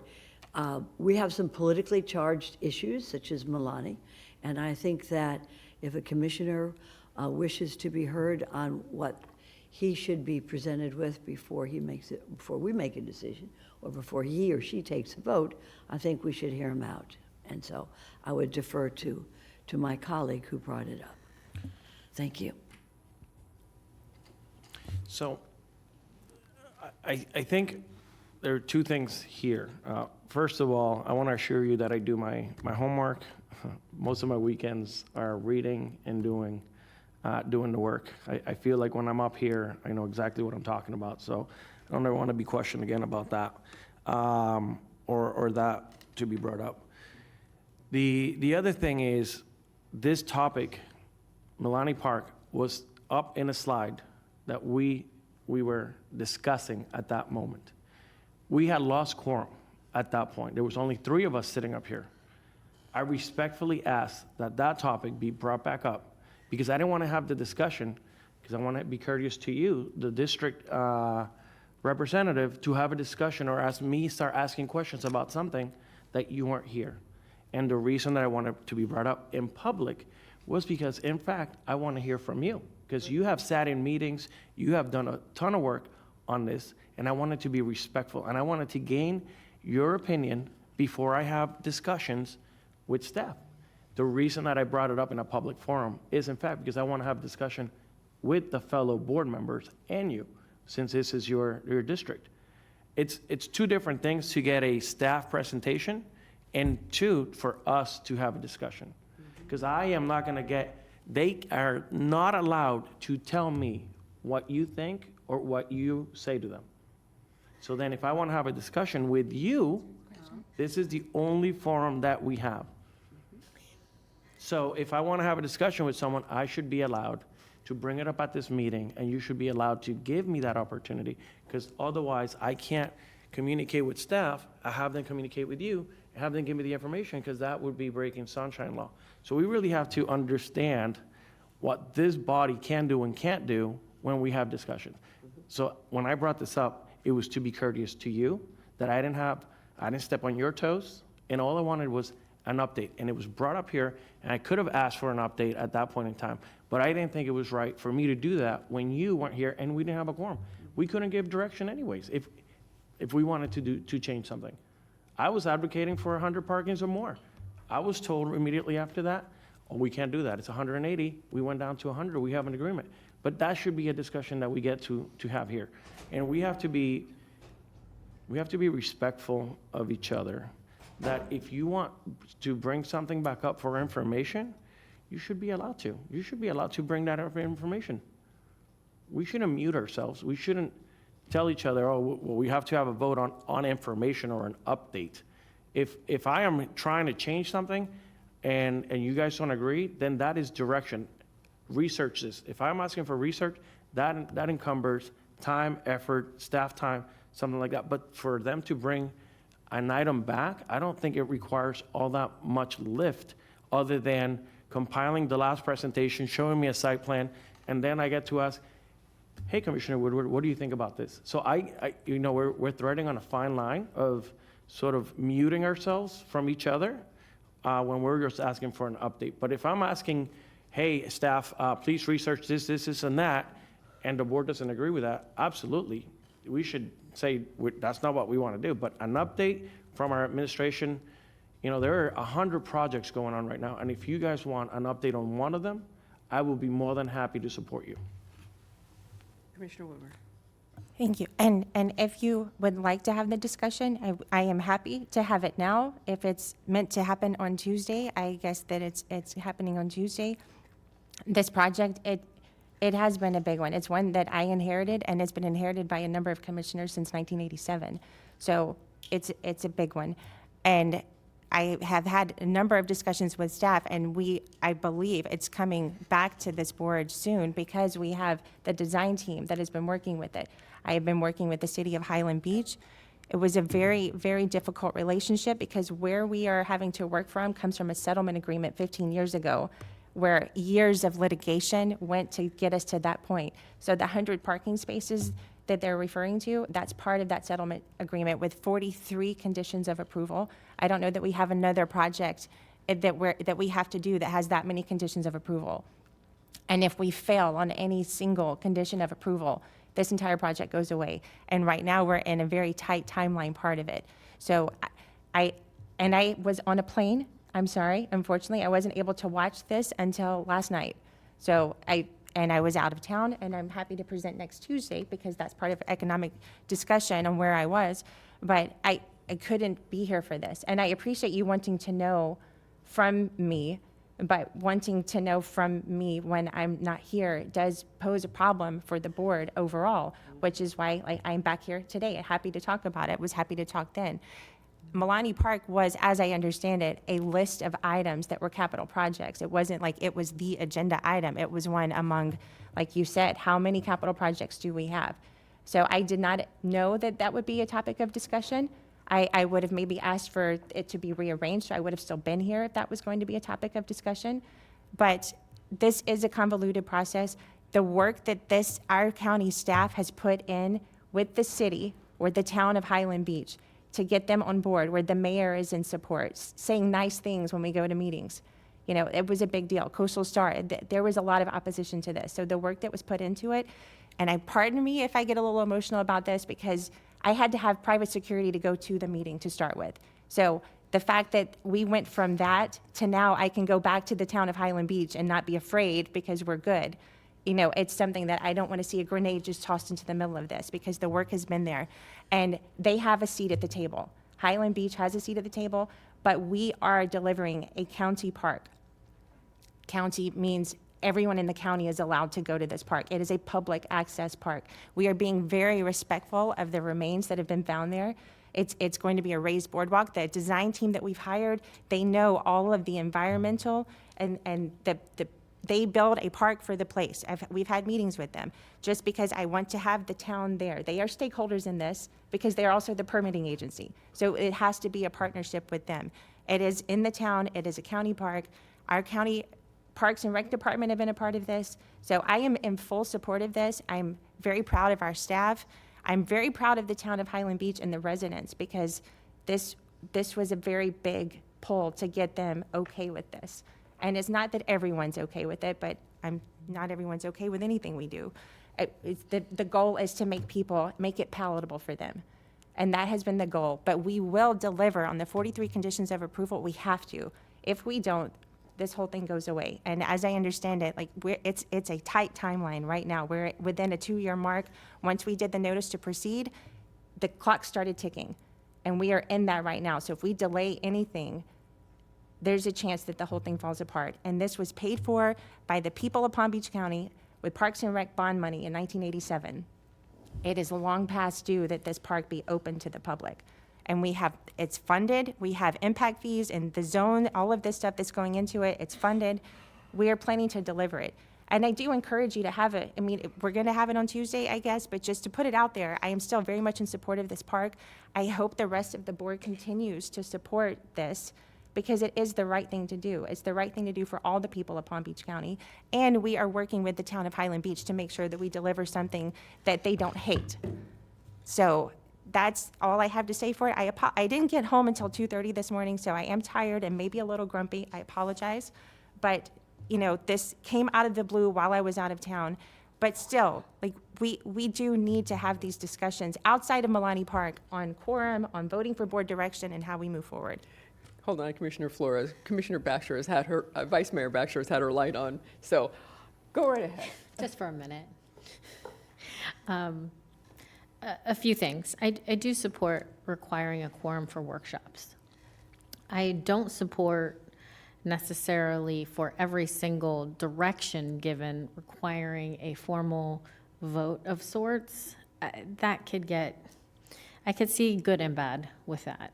But I do think when we get new commissioners on this board, and it is funny to now see the same things I wanted and did being repeated. I do think it is important that if let's make, okay, Melania Park, right? This is for Commissioner Woodward's district. I have tried more than not to always support a district commissioner and what they want in their district, because we know our district best. We live in it, we breathe it, we know our people and how it should be served. And it is very frustrating when people try to circumvent us and go to others, and we have sunshine laws, so we can't talk to each other outside of a meeting. And so I appreciate what Commissioner Flores said about this is the only place we can talk. This is the only place he can ask the district commissioner their opinion, their advice. Melania Park has been very contentious. We've had some contentious things in my area that I wish people would have supported me on. So I make it a solid point to support other district commissioners, because ultimately we're serving the residents. This isn't about us. We're serving the people and what's best for them in the district, and not always allowing the few noisy who have time to go visit every single office behind us. And just, you know, recognizing that there's so many more people. We have over 216,000 residents, over 115,000, you know, voting constituents in each of our districts. That's a lot of people to try to appease. A lot of people try to make happy. I appreciate if the motion is still on the floor to require a quorum for workshop specific, I could get behind that. Just because why have a workshop? Why get the information if we can't actually do anything about it? So that just kind of made sense to me. I do like, we give direction without objection.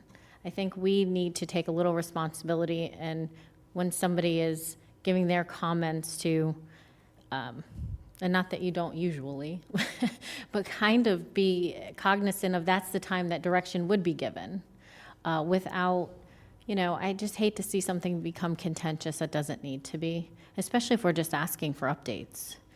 Bring us back an update.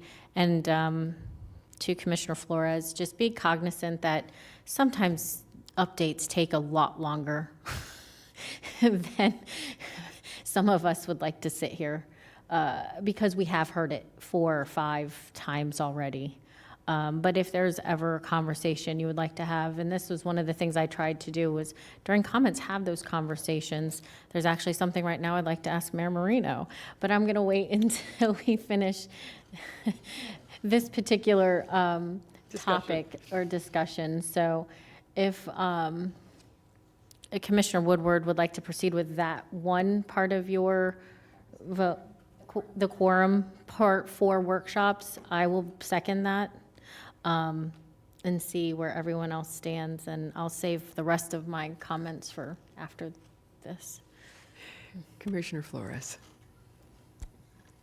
I just want to clarify that my comments on Tuesday were my people want to go to the beach too. So I am not against the park. I simply want to get an update as to what is going on, where we're at, what's the timeline, and then hear from the fellow commissioners. I do have some questions, but that was it. I'm a big fan of the park. I mentioned that my people want to go to the park too, to the beach. I think I made that comment on Tuesday. So this is not anything that I'm trying to shut down Milani Park or impede the process that we're moving forward. Just want to get an update as to where we're at, what's happening. And I think we deserve to get updates when we request them. And I will say this, if we are going to make a motion to regarding giving direction and having majority direction, we then have to define what is considered direction, because getting an update, I don't consider that giving directions other than this project is underway. At any point in time, we should be allowed to get an update on that particular project. Thank you. Thank you. Isami, would you come up for a second? Do you have your notebook on Milani Park with you? How about No, excuse me, point of Commissioner order. Sachs, please. Point You of interrupt order. all the time. No. Point of order. No.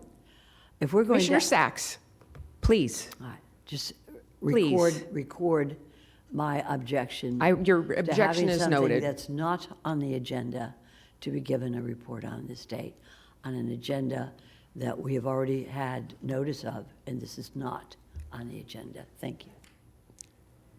Isami, would you please give us a very brief, and you can do it again next Tuesday, but would you please give us a very brief update on Milani Park? This is not impeding the process of any other meeting. This is just giving us, as Commissioner Flores said, this is just giving us an update. Certainly. Good morning again. It's Samia Jala, Assistant County Administrator and Director of Facilities Development and Operations. Let me share with this board, if I may, Mayor, that last night we provided an advance copy of the item that the board requested with the update.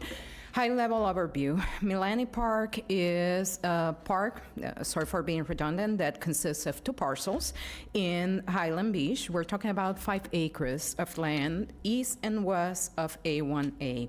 That park has been in the making for over 35 years. In fact, in 1987, the county acquired the property from Miss Lucia Milani as a successor of the Milani family.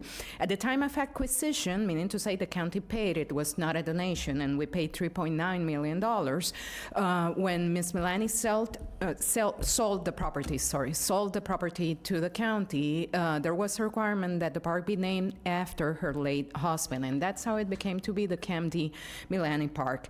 The county acquired the property with the knowledge that it needed to provide beach access, right? Because we do have an area where there's a desert, basically, in that South County area. What ensued after the county acquired was a very lengthy and controversial process in getting the park design. 3 separate legal actions ensued, and in 2010, there was a stipulated settlement agreement and addendum that was entered by the county and the town, putting an end to the litigation and agreeing that the park will be deferred for an initial term and that the county will get then the opportunity to defer for 2 additional 5 years, an initial term of 10 years with 2 additional deferments at the county's sole discretion for 5 years for a total maximum of 10 years of deferment, and that the county will not start construction until then. And when it did decide to start construction, that construction will be done consistent with the stipulated settlement agreement that includes a development order that in turn includes 43 conditions and an approved site plan, okay? That site plan at a very high level has on the west parcel, 100 parking spaces. On the east parcel, everything that is related to park amenities. We're talking about the life tower, the trails, typical amenities for a beach access park. In 2019, staff came to this board and a first deferral of 5 years was approved. And at that time, this board told staff, start working on allocating the funds, putting them on the long-term plan of Parks and Rec, so that when time comes, you're ready to move. Last year, 2024, we were basically given direction to move forward. That final 5-year extension was not exercised by the county. And in April of 2024, the county issued the notice of intent to resume development. And that is a legal term under the stipulated settlement agreement that basically says from this point forward we have 2 years to be able to supply to the town something that is called under the stipulated settlement agreement the compliance package. In simple terms, that compliance package is the drawings, the design, all supporting documents that are required by the 43 conditions of approval. In May of last year, this board had a very thorough discussion and a lot of public comment from neighbors, residents of the town. The board gave consideration to those comments, and staff was told proceed as per the stipulated settlement agreement, and that's what we have been doing. In September of 2024, the board approved a contract with a design firm, Brooks and Scarpa, to proceed with design of Milani Park. We have $8.6 million total in the park's budget allocated for this project. Is basically impact fees, and my colleagues from Park need to bring to this board some transfers to make sure everything is in the correct accounting line, but the funds are there. Since then, we have been working with the town, the district commissioner, the design team, in a coordinated manner, because the development order has a lot of moving pieces and has conditions that are fatal. And I can only emphasize the fatal component so much. That means that if we miss the deadline, the development order goes away and the county loses the ability to deliver this project completely. So when we procured the project for the design team, we told them very directly, it's a project being done under the clock and you have no flexibility to miss a single deadline. Staff is very cognizant of that, and we have pulled every resource to follow board direction and make sure we work towards those deadlines. At one point throughout the conversation, there were requests received from the city and the neighbors, the town, asking for the parking spaces to be reduced, at one point eliminated. This board gave us very clear direction. We're going to deliver what the site plan states, and the site plan states 100 spaces on the west parcel. There has also been comments and conversations as to the archaeological remains that are on site. The development order requires us to submit an application to the National Registry of Historic Places for consideration of the site. It was known when the stipulated settlement agreement was approved that there were remains on the site, and the development order was approved, taking into consideration that the design will need to accommodate for that reality. So with that in mind, we have been working very closely with our colleagues in PCV. The application to the National Register was submitted, and we received in July this year, November this year. We submitted in July, we received a response in November that it does qualify for registration, so we are moving forward.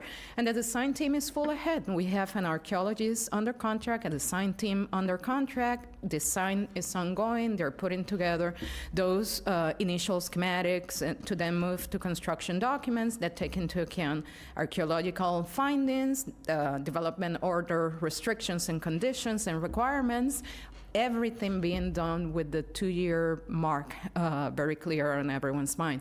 So that will be my, I'm going to say 3-minute recount of the project. Commissioner Woodward has a question. Isami, if you could also let them know, there will be another public meeting for stakeholder input that we're going to be having at the South County Civic Center. The date has not been determined yet. A lot of that's going to be determined by the design team. But I welcome anyone from your district or anyone else's district who would like to attend to please come, because that's the time for public input with the design team on a number of issues that they can address within the 43 conditions of approval. There's certain things that we can be flexible with, or, you know, nature part, there's different things that we can put into the park as long, and the design team knows within the 43 conditions of approval, let us know what can we bring to the public where they can have a voice. And I would invite, when we get the date, I will let everyone know so we can have as much public input as possible. If I may add, Mayor and Commissioners, I'd like to refer to that as the recipe, right? We have told the town the development order gives us a recipe to follow, and we need to follow it, and we will follow it. But anything that we can accommodate to make sure that this park is better received in the community, and anything that we can adjust within the constraints of that recipe, we have offered to do so, and the design team has been directed to do so. So that's our north right now. Isami, thank you very much for this brief overview, and we'll look forward to it again. And I do appreciate you being nimble enough to do this today. And this is why, as commissioners, we have comments at the end of the meeting. And Commissioner Sachs, your light is on. Thank you, Mayor. I do want to thank Isami, because we all received an email from Isami last night at 6:36 p.m. And she sends it to all of us. And she says, "Good evening, Mayor, Vice Mayor, and Commissioners. As per direction provided by the board during yesterday's workshop meeting, attached, please find an advance copy of the agenda item that staff will be presenting to the board on February 4th. This is exactly what we need to do. This is what the rules provide. This item is on the agenda on February 4th, and thank you, Isami. Last night at 6:36, you're working on this, so we should all have a copy of what my colleague requested during the discussion when our colleague wasn't here on this very important issue, not just for your district, but as I was going to say, my people don't even have a beach. So, you know, it's interesting. We should be a little lighthearted on this. But I do very much appreciate what you did last night at 6:36 to give us all a briefing in anticipation of the February 4th, where this item is agenda. Thank you, Mayor. Okay. We still have discussion about having a quorum for our workshops. So I believe there is a motion on the table from Commissioner Woodward. I believe there was a second from Commissioner Baxter. Commissioner Flores, would you like to comment? Yeah, I think we have to also, if we're going to make that motion, we have to decide when is the workshop going to be continued. Because once it's advertised, people have the right to participate. So, in a workshop, no? There's no public comments at any point in there? It's at the discretion of the mayor. And Yeah, Okay, so public if comments are we- not required at a workshop. Yeah. Workshops are Because for no us. business is being conducted. Okay, so yesterday we had 4 items that were being brought up. The last one was the budget workshop. Workshop. Right. My point is that if we have an item as important as the budget, really, that's one of the main things that we're in charge of, that we have to pass, and we don't have a quorum, we should have a right to reschedule that and not let it just pass by, because that's the whole point of our workshop, is to hash things out. So I want to make sure that when we pass this, we decide what is going to be the procedure for continuing that workshop. Because yesterday, I had to emphasize that we bring the budget back up because we only had 3 of us. And there were things that we wanted to discuss. So that's my whole point here is, if we're going to pass this, that if we don't have a quorum, the meeting ends, which I am fully in favor of, because I wasted my afternoon yesterday being here, being responsible, but yet we didn't have a quorum. So then we should have a time to pick up. So I don't know how that's going to look, but I think we should, before we pass this motion, we should have all the answers on hand so that we know what it's going to imply. Are we picking it up the next day? Are we going to pick it up on the next meeting? How is this going to work? Go ahead, Patrick. A couple points on that. If that's the board's direction, if there's not a quorum like any other meeting, and we get notices from commissioners and we'll do quorum calls and we check, should that be the case, you would be canceling a workshop or specific items if it timed out in such a fashion. They would just need to be either rescheduled for the next workshop or put on a regular agenda as available, or like we had today, an item. It would vary, topic specific, if you will. And I just want to emphasize the point, the overarching idea behind a workshop is for the board to be able to talk to staff directly. Just that point, going back to the point about the public, it is at the mayor's discretion on allowing public to speak. But the big point is asking questions and allowing that interaction in that fashion. And ironically, this was probably in my 4 years, the first time a workshop did not have a quorum. Ironically. Now, we've not had quorum at public comment, 2 o'clock at our first meeting of the month, which we don't need a quorum for because it's not interactive. It's just we're getting comments from the public. But ironically, this was our first board meeting that didn't have a quorum. And I do believe that if at some point in a meeting we lose quorum, then the meeting is over. And Commissioner Flores, if that would be okay, so the motion would then be, how would we like to restate that? Could I just clarify on my motion was having quorum whenever there could be board direction. So again, and I'm sorry, I understand that you're saying the Milani Park, but you just read SME's email where she responded saying from board direction. So, and again, we have to clarify what is board direction. I think that's part of what we need to discuss here. And not having quorum is very rare. I haven't had it happen. That was the first time. So it is rare, but I think the part of it is the direction part.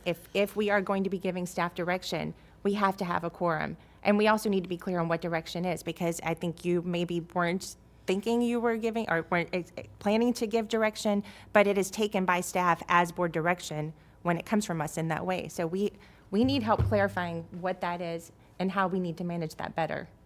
I have a question. Commissioner Baxter, or Vice Mayor Baxter. So do you want it to, and I'm trying to clarify what you're saying. So do you want us to have to take a vote on every single direction? Because by eliminating the ability of even having a meeting without a quorum, we're going to have a quorum for any board direction given. Taking a vote and having quorum for direction are 2 different things. Yeah, it's 2 separate. What I'm saying is, it takes 4 to have a quorum. If we're saying, well, we can't have a BCC meeting without a quorum, right? So there has to be a quorum present for any direction given. So are you saying that you want to vote on any direction given? Like an individual roll count vote? Well, I'm starting with, we need to have quorum present for board direction.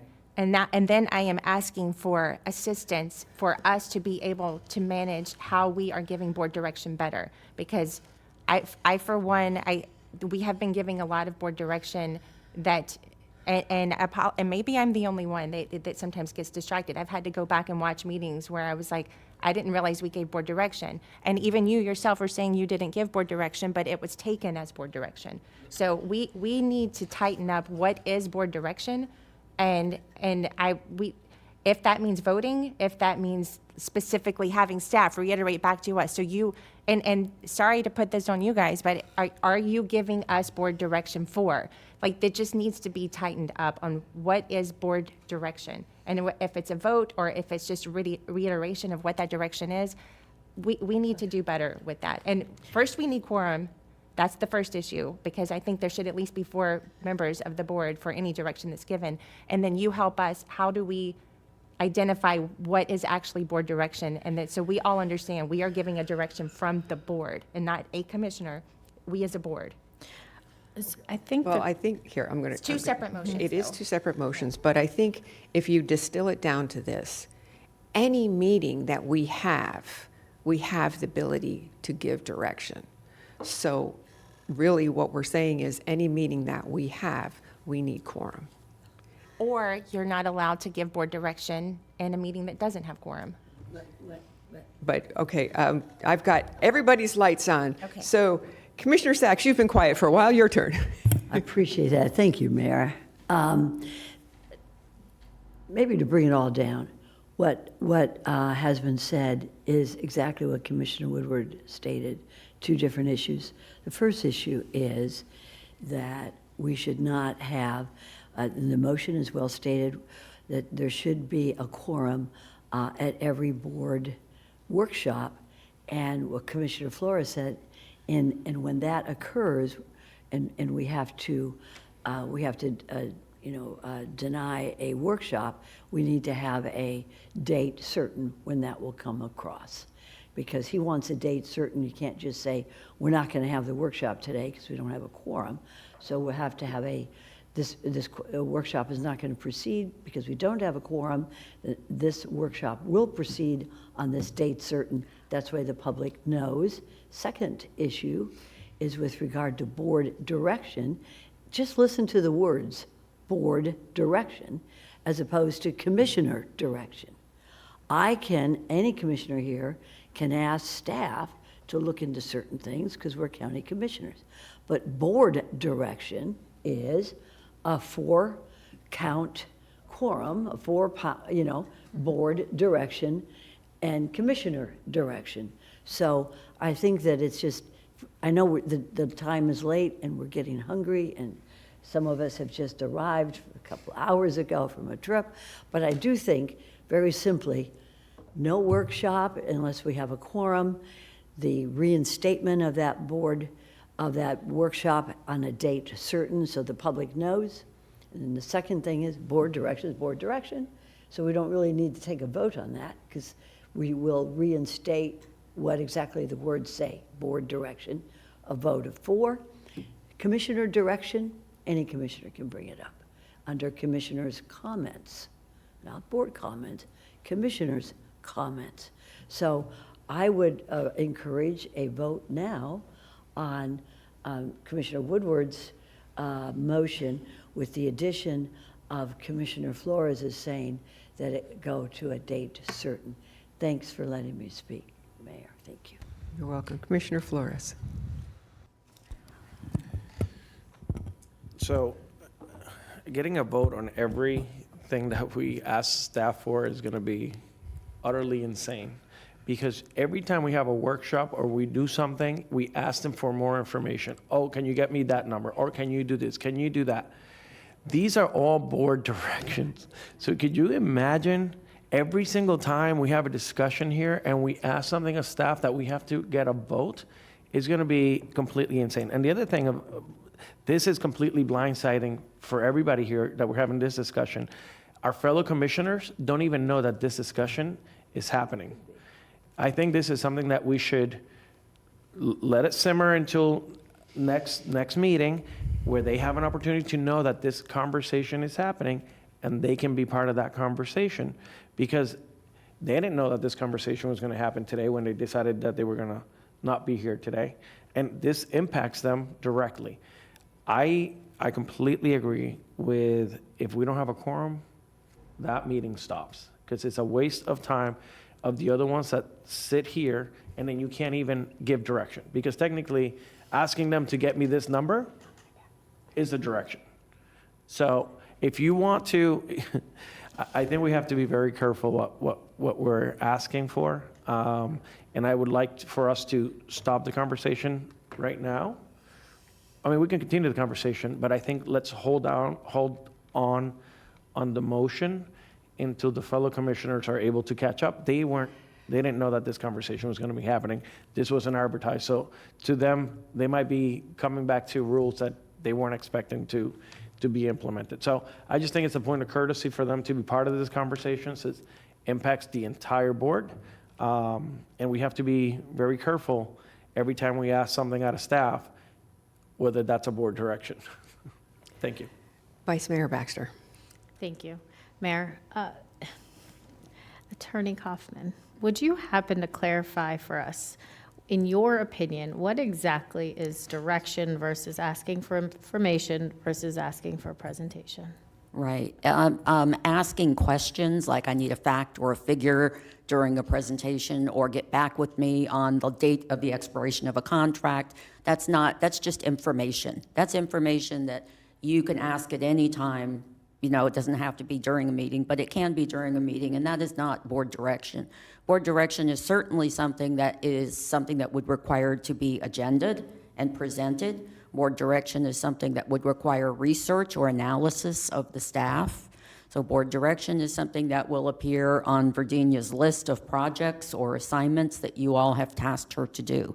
So board direction is a decision of the majority of the board that they want something done.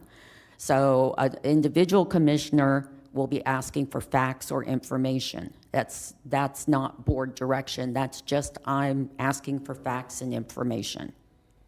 Can, within,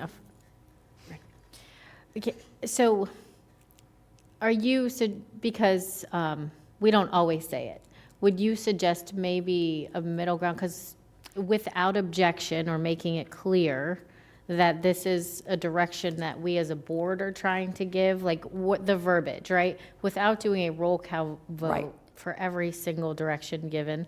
That's the first part. Let me get to a second part. And this might be a little out of the box, so bear with me, guys.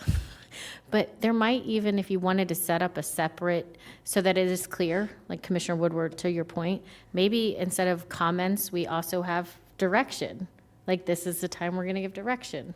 This is the time we're going to give comments on the agendas. That could also, I think, maybe isn't done everywhere, but we as a board could decide to make a specific section, say, this is when we're discussing direction. Just for food for thought. Hold on. I know everyone wants to talk.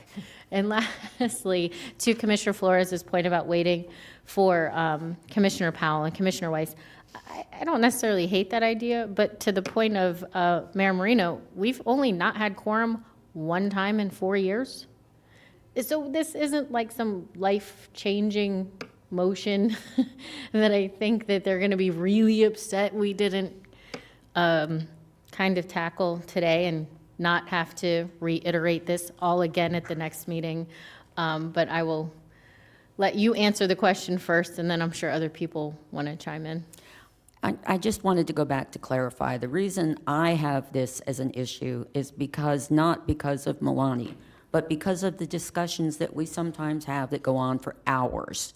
And at the end of hours, there have been commissioner comments from 7 commissioners.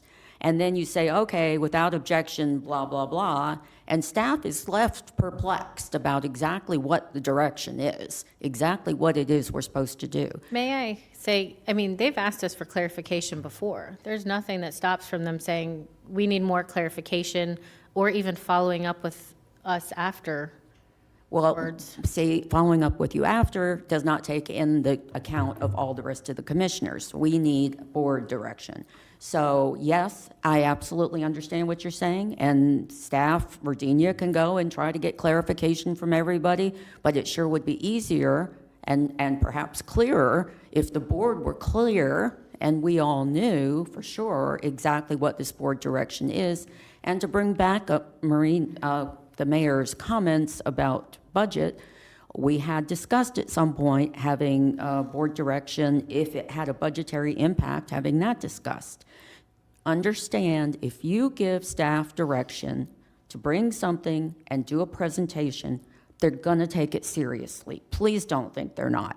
They are gonna take it seriously. You are their bosses. You are their ultimate bosses. And they're going to take time and effort and try to do it. So we're just saying we want to be clear we know what you want, and then we go forth and do it. That's all.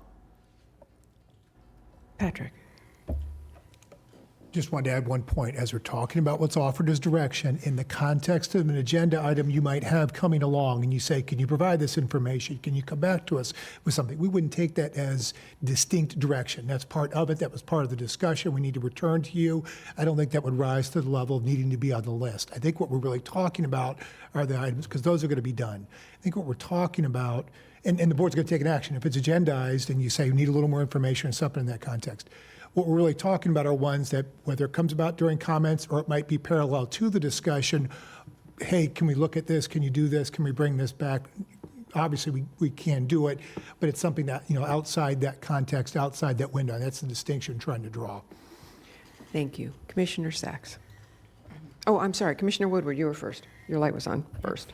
Thank you, Mayor. And I do agree with having the other commissioners here for the quorum part. I mean, do we have to have 7 commissioners to vote on quorum? It's like, we're trying to just get to quorum here, that's whatever. But I was asking for advice and for you to help us implement a policy. I'm not saying we should vote on the board direction policy today. I think that we have some more hashing out to do. And honestly, I think the administrator should be here because I just got it. It's 19 pages of board directives that she has right now that was updated today. And so, we need to have a better understanding and myself, I'm probably guilty of giving board direction sometimes that shouldn't be board direction or, but help us. So at our next meeting, I think everyone's here next week.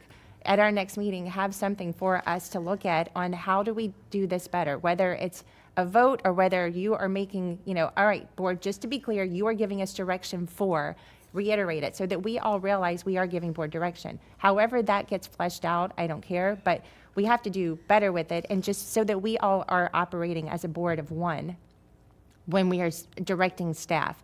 And of course, when we have questions and stuff, I mean, I have meetings with them all the time. I need more information. That's not board direction. Board direction, but we need you to clarify to us what is board direction, and when we are putting staff hours into this, and we have staff running in 10 different directions sometimes. Oh, and we have the agenda next week. So help us make sure that when we are giving board direction, all of us realize what we're doing, and even the financial impact that you mentioned. I mean, staff hours, that's financial impact as well. Not that we're asking you for the dollar amount, but we do need to be cognizant of that. So I'm not going to make the motion for that today, but I'm asking, this is board direction I'm asking for everyone to agree with, that whoever, you guys work together to give us a better understanding when we are doing board direction and a policy moving forward that cleans this up a little bit. And without objection, I think the rest of the board would agree with that. Is that correct? Okay, Commissioner Sachs, and then Commissioner Could I Flores. make a motion then that we agenda this item? I'm just sort of paraphrasing what my colleagues have said. Let's agenda this item for the next board meeting.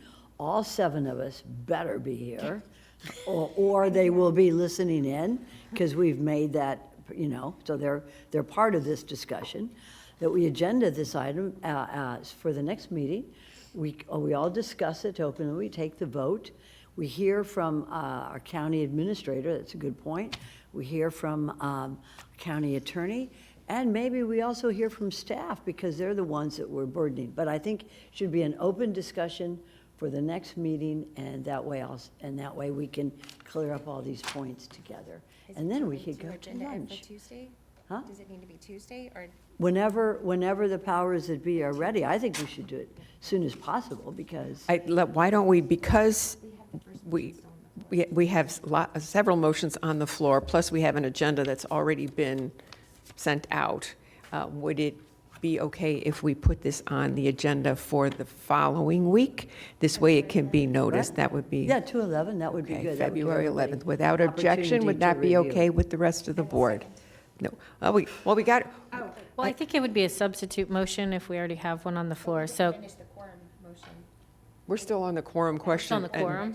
That was board direction. Okay. We have the quorum question, and Commissioner Flores has his light on.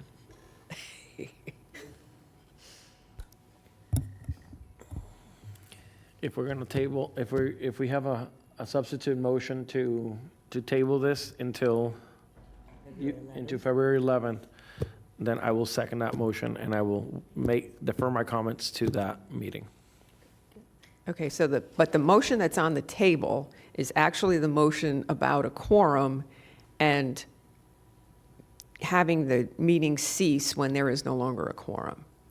I think we can table it all. Mayor, Yes. I have a motion and a substitute motion on the table. I had a motion and a second on the substitute motion. That's not a motion, it's just board direction. It's a substitute motion, not direction. Okay. We have a little confusion on the dais right now. So what we are going to do, without objection, we're going to extinguish all motions and substitute motions that are on the table, and without objection from the rest of the board, we are going to ask to have this item agenda on the November. Wow, that was fast. February 11th meeting, without objection from the rest of my board members. And that's for quorum and. That's for everything that we were talking about, so that we can do it with all 7 commissioners. If you could just say what exactly it's going to be on that item, so that it's clear for the clerk to say. On February 11th, we will take up the discussion of meetings that have to have a quorum and what will be considered a direction from the board and what is the policy for board direction. Because direction and asking for information are 2 different things. So we need to clarify if the attorney would bring back to us what that would look like. We will have it as an agenda item on the, I don't know when I was saying February 11th meeting. Okay. I don't think that needs a motion. I don't think that needs a vote, because we just gave board direction without objection, which is we don't have a policy in place yet for that, so here we have it. Commissioner Sachs, is there anything that you would like to say under your comments? You're not going to believe this. You have nothing? I'm going to believe it, because I am prepared for 2 items for board direction.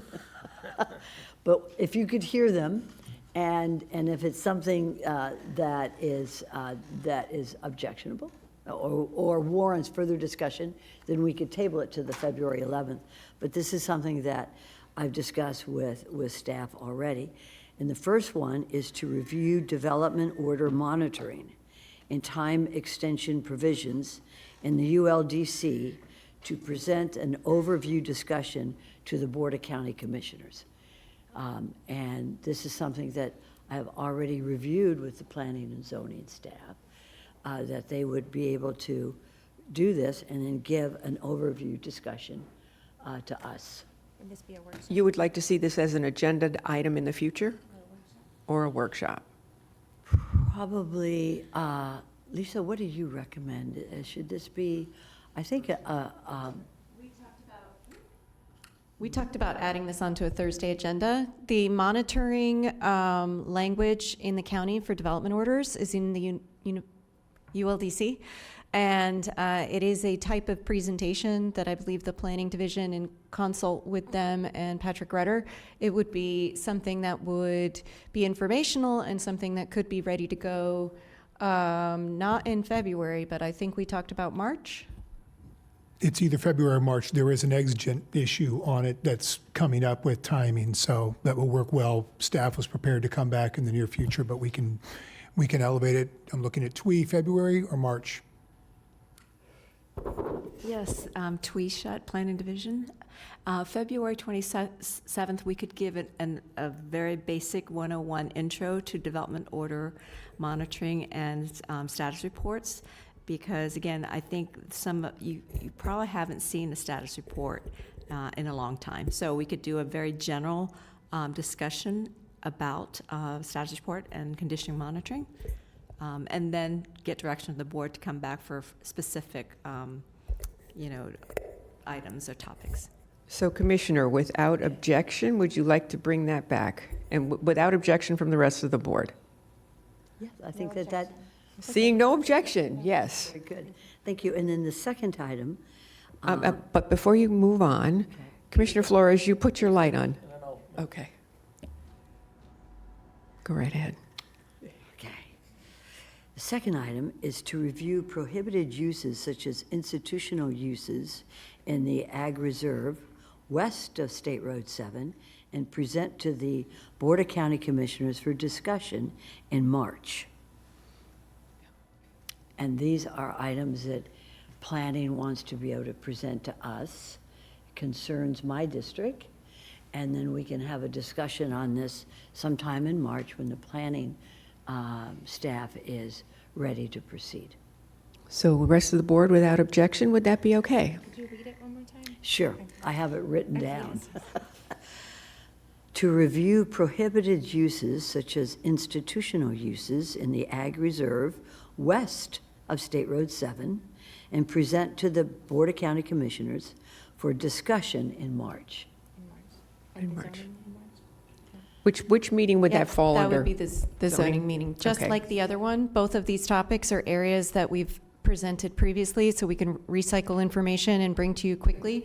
It's just informational, so March would work with that date as well, with planning and zoning. Thank you. And March, I don't know, last week of March or something, we're the zoning Thursday. Perfect, thank you. And I don't see any objections from the rest of the board. Commissioner Flores. I was just going to make a comment. This is exactly what we should do. I think we should support each other because if Commissioner Sachs has found something or has seen something that she wants to discuss, we should allow each other the opportunity to do that. So I thought that was perfect. A perfect example of how this should work. Thank you. Commissioner Woodward, anything you'd like to? Thank you very much. And I just think we should all just wish we could all just go to lunch together after this, but we can't. I am getting hungry. But anyways, it's so nice that we're all talking to each other, and this is what the public wants us to do, and this is how we develop a good government in Palm Beach County. So thank you. And that's all I have to say. Thank you. Commissioner Woodward. Thank you, Mayor, and thank you all for the discussion. I'm happy to be here as a part of it. I do apologize for having to leave early on Tuesday, but I'm hoping to be able to present to you and have a discussion about where I was. I think, when is the budget coming back to us, where we talk about the strategic priorities? Is that got pushed? You're back in June. Okay, well, I will be. Sorry, you've got the item coming back to continue the presentation on February 4th. I apologize. Okay, Yes, so we then- did add that to the agenda Okay. for Okay. next week. It's going to be a long day on Tuesday, so. Direction without objection. Next Tuesday, we are going to, and I'm going to give notice now, and I'm going to interrupt you. We are going to recess at 11:30, and we will return at 1:15 next Tuesday for lunch. And we have matters by the public also. Yes, we do. Okay. No, I will be presenting because I want to make sure that all 7 of us are here. But it was a very exciting conference. Commissioner Marino was there when we first heard the speaker. It was at the joint conference with the South Florida Regional Planning and Treasure Coast, discussing state-facilitated retirement options for people who work in small businesses. And there's a number of states around the country that have implemented it, so we will certainly not be the first. But my goal is hoping to get the rest of the board and for all of us to use our collective weight when we go to Tallahassee and Palm Beach County days to start just seeding the field to get this done. And I will have more information. I'm super, super sleep deprived right now, so I'm not going to attempt to try to do it. But it's a really good thing. I look forward to bringing it to all of you. I think it would be fantastic for our county and hopefully for the entire state, because one of the statistics that they gave us, they pulled up Florida because I was the only representative there from Florida, was that I think it was 53 or 57% of employees in the state do not have access to any type of a retirement plan unless they were to go and, like, you get your own IRA. But most of these people aren't doing that. So there's a number of states that have kind of addressed this issue, and I look forward to bringing it to all of you, and hopefully, we can help our employees and our small businesses, as we know we have a lot of them. So thank you for that. Thank you. Vice Mayor. Thank you, Mayor. I didn't expect to have this previous conversation, but I also have some direction that I would like to give without objection. So I would like staff to bring back to us what is allowed currently in our ULDC, such as like golf carts and so on. What is allowed on roads, specifically in the acreage neighborhood plan? And if we could also get a comparison of what is allowed on the roads in Westlake and Arden and the surrounding communities, it could be very helpful to us. You don't need to speak about it now. Do you want? If you could, bring it back. Okay. Because there's some concerns that have been brought to my attention by residents recently, and I just want to make sure that my fellow board members get a chance to hear that information as well. And maybe take a look at what is allowed in the acreage neighborhood plan and what could potentially be allowed as far as golf carts are concerned. Vice Mayor, may I ask a question?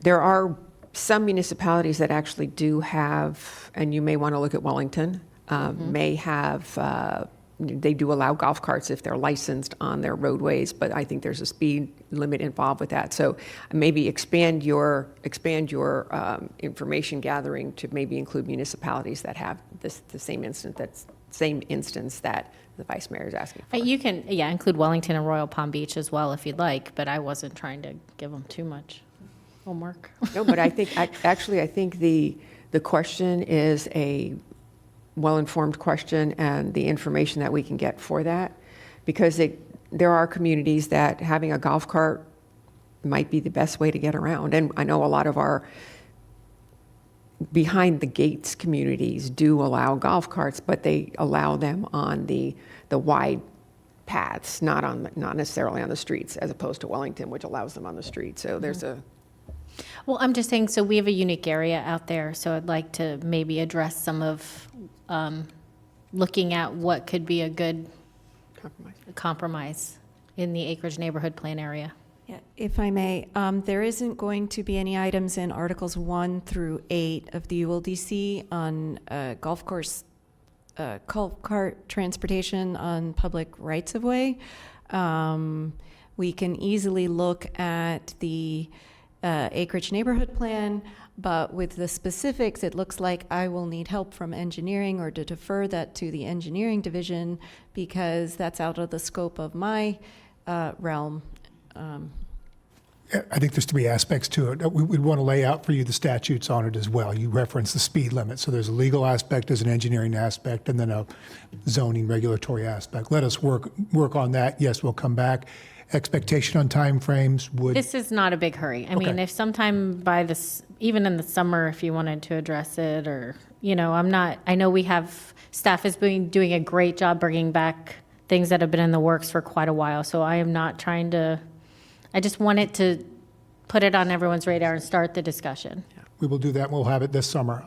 All right, thank you. Thank you. Commissioner Sacks, you put your light on? That's a great idea, and I'd like to even look at it in county roads, street legal golf carts, because this is a big deal. And there's a lot of discussion about it all over the county. So there's state statutes on it. I know that in the Orlando area, the villages, the entire place is a golf cart community. And they call it a golf cart community. But I think it's a good discussion to bring up. In Boca, they have a lot of street legal golf carts going around. And so, yeah, I think a whole overview of it, even in some other commissions. Commissioner Flores, you look like you were going to put your light on. Thank Okay, you. look what you started. I am so sorry. That's all right. No, this, you know Should what, we this look is, at golf carts and at the beaches, parks? See, so actually, this is not a bad conversation to have, considering, oh my God, I'm going to say it out loud. We do have a transportation master plan coming down the road, and you never know, golf carts might be part of that. So this is probably a good time to have this discussion. Okay, Vice Mayor, you had more. Just my question for you, actually. Oh, my. Because I'm getting in trouble now. we are in the sunshine, and normally, you know, it's awkward bringing up something random, but this is the only time we can do it. And there's been a lot of discussions recently of something in your district that has recently come back up for sale. And I want to know how you feel about it. I think there's a motor sports park, but actually, you know, I said to Don Dufresne, Don, get 50 guys together to put $1 million in and buy it. But until there's a buyer who wants to come back and maybe keep it as a racetrack, and we are open for any option. If it was once a racetrack, if it wants to be a racetrack again, I know we might have, did we remove the recreation overlay? What did we do? That sort of use was abandoned. It's now utilizing its lane use. It's there as industrial, but obviously, should someone seek to reintroduce that use, process an application through. So I guess I just wanted to, I love that you're in favor of if somebody wants to come in and turn it back into If somebody a wants to come in and racetrack. turn it back into a racetrack, that's where, I learned how to, I did open wheel Formula Fords on that track. So I'm happy. It was already a use there. If someone feels that they can maintain it and continue it, more power to them. Let them bring it on. Okay. Oh, I'm not against it one way or another. Exactly, start your engines. Anything else? No.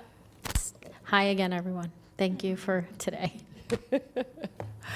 And lively discussion, and this is why it's important for us to have commissioner comments at the end, or however we transform it in the future, board directions. This was a great discussion because it really does show that, there are times where we just need more information. And this is how we get it, and if we bring it up during our comments and it has to get agendaed on a future meeting, that's what we can do. So I do appreciate everyone being here, and just as a reminder, on Tuesday, I'm putting it on the record now, we will be taking a lunch break at 11:30, and we will be resuming at 1:15 on Tuesday. With that, we're adjourned at 12:12. Is there something going on Monday?